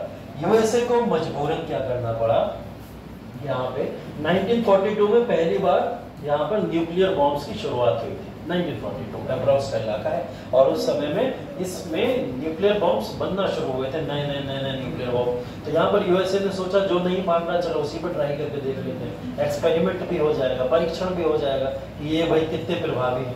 तो यूएसए ने क्या करा, यहाँ पे सबसे पहले हिरोशिमा, और 3 दिन बाद अप्रॉक्स नागासाकी। ठीक है, तो हिरोशिमा के ऊपर पहले बम मारे, और उसके बाद नागासाकी। जापान पूरी तरीके से डिस्ट्रॉय हो गया, और डिस्ट्रॉय होने के बाद जापान ने बोला अब हम न्यूक्लियर बॉम्ब और नहीं झेल पाएंगे, और यहाँ पे जापान ने गिव अप करके संधि साइन कर ली। और उस न्यूक्लियर बॉम्ब हिरोशिमा नागासाकी का प्रभाव आज भी देखने को मिलता है, क्योंकि आज भी वहाँ पे जो बच्चे पैदा होते हैं उन बच्चों के कुपोषण के शिकार होने का सबसे बड़ा कारण बताया जाता है हिरोशिमा नागासाकी के ऊपर हुए हमले, न्यूक्लियर बॉम्ब के हमले आज तक वहाँ की जनरेशन को प्रभावित करते हैं। ठीक है, तो ये पूरा का पूरा वॉर जिसको जर्मनी यहाँ पे अपनी हार स्वीकार किए बिना हार भी गई। ठीक है, और हिटलर का यहाँ से चैप्टर भी क्लोज हो गया। एक चीज यहाँ पे आपको सीखने की जरूर मिली होगी सेकेंड वर्ल्ड वॉर या फर्स्ट वर्ल्ड वॉर में, तानाशाही एक हद या सीमा तक हो सकती है। ठीक है, तानाशाही का किसी भी तरीके का कोई रिजल्ट अच्छा नहीं होता, कोई भी हो। आप देख लो, तानाशाही की बात अगर मैं करता हूँ तो हर तरीके की क्राइम की बात कर रहा हूँ। अगर कोई क्रिमिनल आपके शहरों में बहुत गुंडों के नाम सुनते थे आप कुछ समय पहले, अरे ये गुंडा है, ये गुंडा है, ये गुंडा है ना, ये एक समय में आके इनकी हालत क्या होती है, खराब हो जाती है, और इतनी खराब हो जाती है कि अपनी जान भी नहीं बचा पाते हैं। इतनी खराब, अपनी ही नहीं अपने परिवार की भी जान वहां पर ये खो देते, ऐसी हालत होती है। ये एग्जाम्पल है। ठीक है, अगर आप दुनिया के अंदर इस चीज को देखोगे तो हिटलर ने हर एक वो रूप अपनाया जिससे उसने दूसरों की टेरिटरी में घुस के जबरन तरीके से टेरिटरीज को कैप्चर करना शुरू किया। और उनके साथ में जब कैप्चरिंग की होगी तो आपको क्या लगता है कि हर जगह अगर फ्रांस के अंदर फ्रेंच लोग रह रहे हैं तो फ्रेंच के ऊपर जर्मन का प्रभाव कर दिया होगा ना ज्यादा, तो यहाँ से फ्रेंच को कह सकते हो आपकी क्या बोलेंगे उसको, शोषण झेलना पड़ा होगा, है ना, शोषण झेलना पड़ा होगा यहाँ पे। तो इसी तरीके से जितनी भी ट्राइब्स होंगी जगह जगह पे, कोई किसी भी कंट्री में रह रहा होगा, कोई स्पेन में बात कर लो, पुर्तगाल में बात कर लो, हर जगह पे जर्मन प्राइड को ये दिखाने की कोशिश करता होगा, और वो जर्मन प्राइड क्या करती होगी, वहां के लोगों का शोषण करती होगी। तो हिटलर ने एक्सपेंशनिस्ट पॉलिसी के थ्रू सभी देशों के ऊपर कंट्रोल जरूर किया, लेकिन उस कंट्रोल के अंदर एक शोषणकारी नीति दिखाई देती थी और हिटलर की एक तानाशाही सोच दिखाई देती थी, जिसका अंत क्या हुआ, बुरा ही हुआ। और ऐसी सोच का अंत क्या होता है, बुरा ही होता है। तो हिटलर ने एक मैसेज दिया था जिसके बाद जर्मनी तब से लेके आज तक वापस से ऐसे लोग आए जर्मनी में, ऐसा नहीं कि हिटलर जैसे लोग नहीं आए, लेकिन कभी फिर वैसे खड़ा नहीं हो पाए, उस तरीके से अपने आप को दुनिया के सामने प्रेजेंट नहीं कर पाए, क्योंकि सेकेंड वर्ल्ड वॉर में वो जर्मनी की हालत देख चुके थे। या किसी भी देश में बहुत बड़े बड़े तानाशाह आए, वो आज के समय में भी ऐसी किसी भी तरीके की कोई रणनीति नहीं अपना पाए। प्रेजेंट टाइम में कोरिया को देख सकते हो, ठीक है, कोरिया एक एग्जाम्पल है, बहुत कोशिश करता है ना कि तानाशाही दिखाए अपनी, लेकिन बाद में उसे क्या याद आ जाता होगा, जर्मनी की हालत याद आ जाती होगी। तो ये कहीं ना कहीं एक नसीहत बन गई पूरी दुनिया के लिए कि अगर ऐसे कोई तानाशाही करने की कोशिश करेगा तो अंजाम भी क्या होगा, हिटलर जैसा ही होगा। ठीक है, तो ये वर्ल्ड वॉर सेकंड का चैप्टर अंत हुआ। वर्ल्ड वॉर सेकंड के चैप्टर के अंत होने के बाद में ऐसा वॉर दोबारा कभी ना हो, इसको लेके बहुत सारी पॉलिसीज बनाई गई, बहुत ज्यादा ध्यान से सोचा गया, तब जाके यूनाइटेड नेशन का फॉर्मेशन किया गया। यूनाइटेड संघ को जब बनाया गया, उस संघ ने यह सुनिश्चित कराया कि अब वो किसी भी देश के बीच में दो पक्षीय समझौते तो हो सकते हैं, दो पक्षीय वॉर तो हो सकते हैं। जैसे ही तीसरी कंट्री को देगी, यूएन अपनी सारी कंट्री लेके साथ में पहुंच जाएगी और उस कंट्री को बाहर फेंकेगी। ठीक है, तो आपने कभी भी देखा होगा, कभी भी दो कंट्री के बीच में वॉर चल रहा होता है, तीसरी कंट्री आके तभी नहीं बोलती है वहां पे, क्योंकि उसे पता है यूएन के देश के अंदर 190 से ज्यादा सदस्य हमारे खिलाफ खड़े हो जाएंगे। ठीक है, और उसको वहां से बैरियर्स देखने पड़ेंगे। ऐसा यहाँ पर हुआ। ठीक है, लेकिन इसके बाद में भी थर्ड वर्ल्ड वॉर हो गया। ठीक है, थर्ड वर्ल्ड वॉर हो गया। और जब मैं थर्ड वर्ल्ड वॉर बोल रहा हूँ तो आप लोग सोचिए, ढूंढिए कि मैं बात क्यों कर रहा हूँ तीसरे विश्व युद्ध की। ये तीसरा विश्व युद्ध किसको कहते हैं और क्यों हो गया, किसी के दिमाग में आ रहा है? तीसरा विश्व युद्ध, शीत युद्ध नहीं, शीत युद्ध को विश्व युद्ध नहीं कहते, शीत युद्ध अलग चीज। रशिया यूक्रेन के बीच में तीसरा कंट्री कोई बोले बहुत, लेकिन क्या कोई आया मदद करने की, हथियार देने, या फिर हथियार छोड़ो वॉर में डायरेक्ट इन्वॉल्व हो गया? इजराइल फिलिस्तीन में भी नहीं हुआ ऐसा, इजराइल फिलिस्तीन में भी नहीं हुआ। फिलिस्तीन की मदद के लिए कोई भी कंट्री अपने हथियार लेके आया? नहीं आया, कभी नहीं आया। ठीक है, उल्टा इजराइल ने जाके लेबनान पे, ईरान पे अटैक किया, है ना, ऐसा है। तो इजराइल ने ही तो किया। अभी तक फिलिस्तीन की मदद करने के लिए कोई डायरेक्ट देश आया नहीं कि उसकी मदद करेगा, है ना। अगर ऐसा होता तो फिर उल्लंघन किसका हो जाता, यूएन वाला, यूनाइटेड नेशन की जो संधि है उसका उल्लंघन हो जाता, इसलिए कोई देश डायरेक्ट आगे इन्वॉल्व नहीं हो रहा कि मदद करे इस तरीके से आगे जाए। यही तो संधि में बैरियर लगा दिए गए थे, वरना पता नहीं कितने वॉर हो गए होते इस समय तक, तो अभी हो गया होता एक वॉर तो, और ऐसे वर्ल्ड वॉर की श्रृंखला पढ़ रहे होते आप। यहाँ तो 2 पढ़ के खत्म भी कर दिए, हम लोग पढ़ रहे होते वर्ल्ड वॉर 25, वर्ल्ड वॉर 26 ऐसे पढ़ रहे होते, है ना। और फिर उसके पूरी की पूरी श्रृंखला, वो तो यूएन कहीं ना कहीं एक सक्सेसफुल ऑर्गेनाइजेशन बन गया जिसने इस तरीके के उल्लंघन करने पे देशों को यहाँ पर बैन करना शुरू कर दिया। अब रशिया ने यूक्रेन पे अटैक करा तो सोचो रशिया को इकोनॉमिक बैरियर झेलने पड़े ना, आर्थिक रूप से उसके ऊपर रुकावटें लग गई कि किसी के साथ व्यापार नहीं कर सकता, ऐसे रुकावटें लग गई थी ना।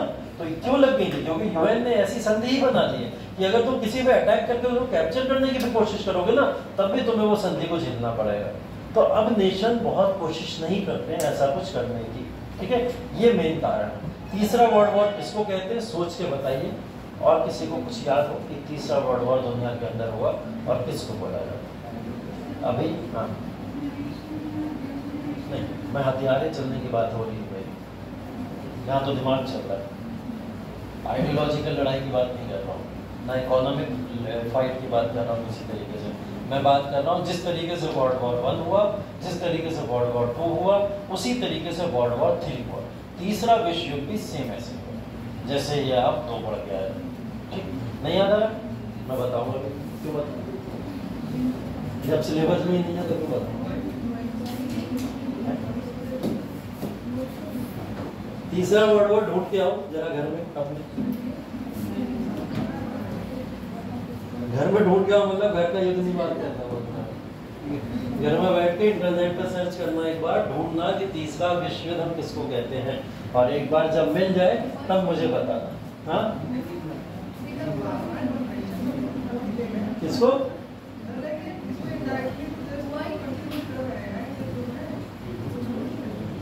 नहीं, सब गलत हो, वहां पहुंच ही नहीं पाओगे तुम लोग। अगर तुमने लास्ट ईयर IR नहीं पढ़ा तो तुम लोग वहां नहीं पहुंच,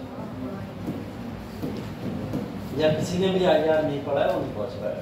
लेकिन मुझे बहुत सारे चेहरे यहाँ याद हैं जो पिछले साल IR बैठ के पढ़े, इंटरनेशनल रिलेशन, अंतर्राष्ट्रीय संबंधों को आपने बैठ के पढ़ा, उसमें से एक क्लास मैंने भी लिया था, मतलब मैं बैठ के पढ़ा था उस क्लास में। अभिषेक सर आप लोग का क्लास ले रहे थे और मैं उस क्लास में बैठा हुआ था, और मुझे याद है कि वो वर्ल्ड वॉर 3 का ही टॉपिक शायद था। चलो हेडिंग डालो, वर्ल्ड वॉर 2, वर्ल्ड वॉर 2 बहुत दिनों से लिखा नहीं ना तुम लोग, चलो लिखो। क्या चीज? हाँ, इंडिया इन्वॉल्व नहीं है, ढूंढ लेना जाके आराम से, समझ के इंटरनेट पे सर्च करना वर्ल्ड वॉर 3 क्या है। देखो इसमें परिचय के अंदर दोनों तरफ की शक्तियों के बारे में, यहाँ पे दोहरी शक्तियाँ लिखो कौन कौन थी, और उसके बाद में दूसरी शक्तियाँ मित्र शक्तियाँ या मित्र राष्ट्र।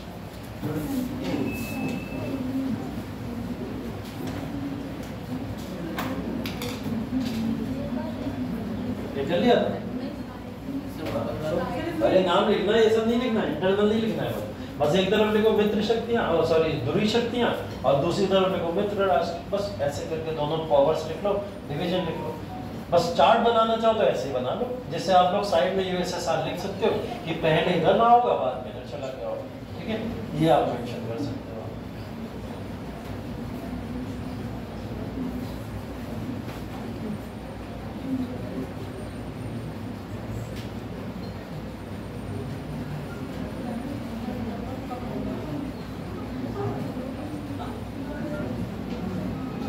सर्च कर लिया?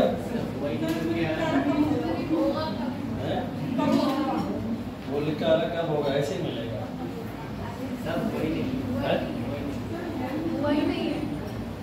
हुआ तो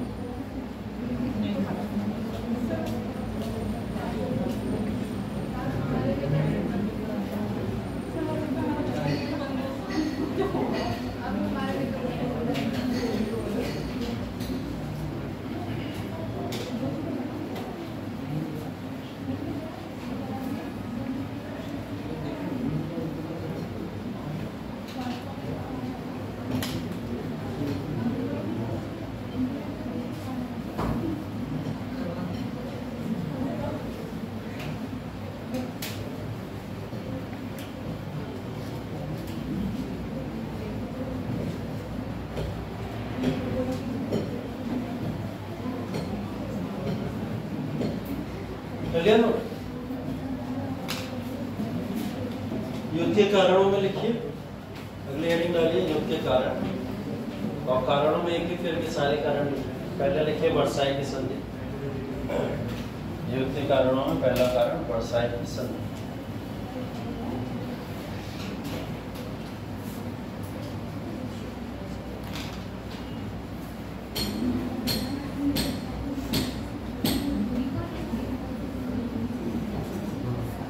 दूसरा राष्ट्र संधि विफलता है, लीग ऑफ नेशन लिखिए ना ब्रैकेट।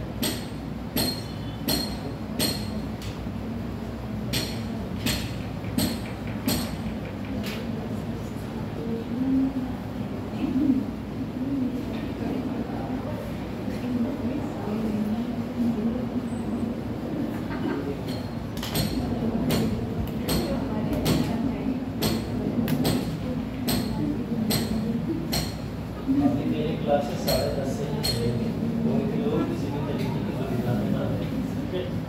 10:30 से ही मेरी क्लास है, तो जो लोग धोखे में चले आ रहा हूँ ना उनके लिए बता दूँ 10:30 से ही चलेंगे अभी मेरी क्लासेस, उनके लिए बता रहा हूँ।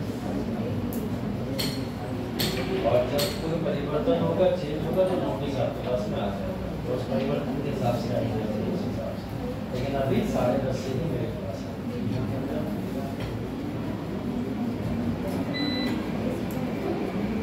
मंडे से शेड्यूल चेंज हो सकता है, मंडे से मैं भी मॉर्निंग में 9 से 10:30 मेरा क्लास है, मुझे बताइए जाना है यहाँ से, इसलिए मुझे सुबह में मीटिंग है।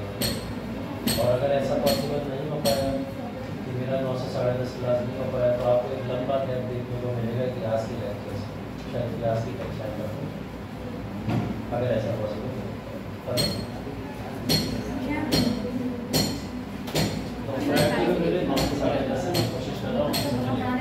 एक टाइम नहीं मिल रहा है मुझे से, क्योंकि मैं अपने में क्लासेस होते हैं बहुत सारे, पहले बताया।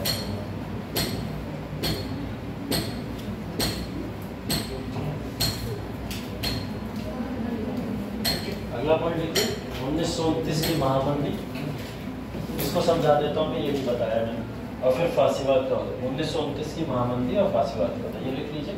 महामंदी मैं समझा देता हूँ। अब इतिहास में अच्छा खासा क्वेश्चन बचा हुआ होगा, पूरा मध्यकाल ही बचा है ना? मेडिवल हिस्ट्री और आर्ट एंड कल्चर दोनों के क्वेश्चन पीसीएस और आईएएस प्रीलिम्स से बहुत पूछे जाते हैं, बहुत इंपॉर्टेंट सेक्शन बचे हुए हैं।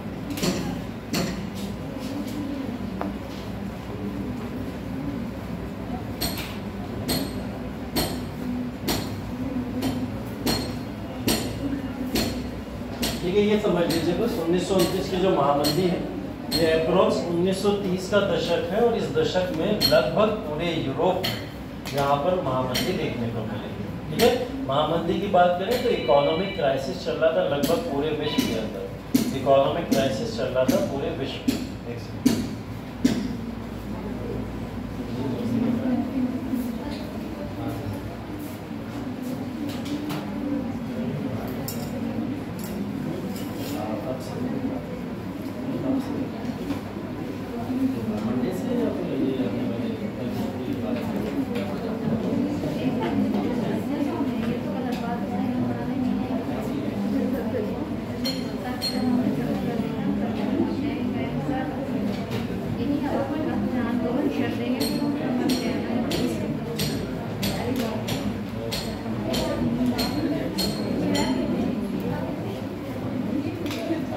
देखो कंफर्म भी हो गया है, तुम लोग के सामने पढ़ दिया क्लास बताएंगे। हाँ, कल छुट्टी है, कल यहाँ पे 2 अक्टूबर है ना, तुम लोग अपने अपनी श्रद्धांजलि देने आ सकते हैं, ठीक है? तो घरों पे दे देना अपने, गांधी जयंती है, गांधी जी के बारे में कुछ पढ़ लेना और सोच समझ लेना कि गांधी एक व्यक्ति था देश के अंदर जिसकी जयंती मनाते हैं हम लोग, जिसके लिए पूरी देश के अंदर छुट्टियाँ होती हैं। तो गांधी विचारधारा क्या है, और जो छुट्टियाँ हो रही हैं, छुट्टियों के अंदर आप थोड़ा बैठ के पढ़ो, देखो गांधी के बारे में, थोड़ा समझो, है ना? इसलिए तो मनाई जाती है छुट्टी। तुम्हें क्या लगता है गांधी जी छुट्टी दिला रहे? पढ़ाई करने को कह रहे हैं, पढ़ो घर में बैठ के, इतिहास है, इतिहास पढ़ो और सब छोड़ो, सब बेकार। 1929 की महामंदी, 1929 की महामंदी पूरे यूरोप के साथ एशिया के अंदर भी यहाँ पर यूरोप में और एशिया में एक महामंदी देखने को मिली। इसको इकोनॉमिक क्राइसिस बोला जाता है, जिसके अंदर जितने भी संपन्न या रिच राज्य थे वो सारे के सारे राज्य यहाँ पर महामंदी के दौर से, महामंदी समझते हैं आप, इकोनॉमिक डिप्रेशन को कहते हैं, जब आर्थिक रूप से पैसे की कमी हो जाए और जनता भूख से मरने लगे, वहाँ फसलें अच्छी ना हो और कृषि के ऊपर बुरा प्रभाव पड़े। ऐसा दौर नेचुरली तरीके से भी आता है और कभी कभी शासकों की गलतियों की वजह से भी आता है। ठीक है, तो ये महामंदी का दौर था जिसने यूरोप के अंदर एक संघर्ष छेड़ दिया था, जो हम लोग एक कारण के तौर पर पढ़ते हैं, विश्व युद्ध का कारण। फासीवाद के बाद नाजीवाद की, अगला कारण नाजीवाद का उदय भी लिख लीजिए, जो आप लोगों ने पढ़ लिया पूरा। फासीवाद के उदय के बाद नाजीवाद का उदय, ये सब पढ़ा रखा है मैंने। फिर तुष्टीकरण की नीति लिख लीजिए, अगला कारण तुष्टीकरण की नीति, अगला कारण तुष्टीकरण की नीति।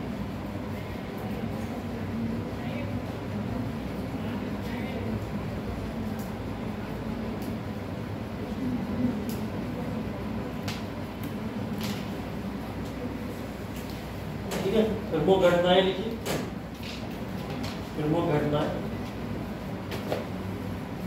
इसके अंदर एक टर्म यूज होता है वाक युद्ध।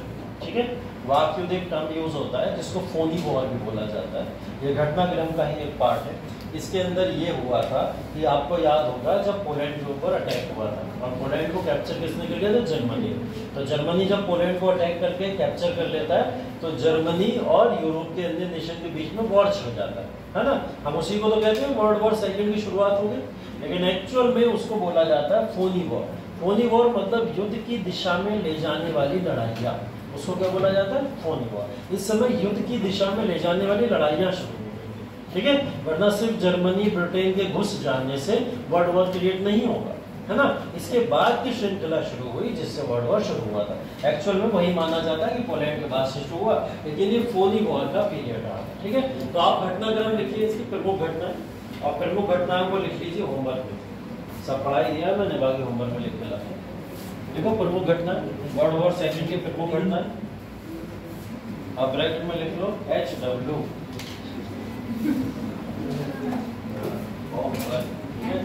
तो गृह कार्य लिखना चाहे गृह कार्य,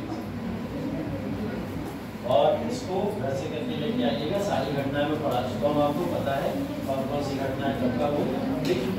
इसमें एक चीज और कंपल्सरी है, मैप भी बनाना है आपको, ठीक है। मैप बीच में जरूर बनेगा, और मैं कल सबकी कॉपी चेक करूँगा, अभी तो कल करूँगा। आपको फोटो भेज दीजिए, भेजो ना ग्रुप पे, तो टाइम मिलेगा ना आपको। परसों में बोलूँगा तो परसों का है, इससे अच्छा है कि कल ही बोल दिया जाए। कल सारे लोग जितने भी सबका ग्रुप ऐड होगा, सारे कौन ऐड नहीं है? अभी करवा देना, जितने लोग ग्रुप पे ऐड है, जो लोग भी हैं, सब लोग अपने अपने फोटो खींच के भेजेंगे।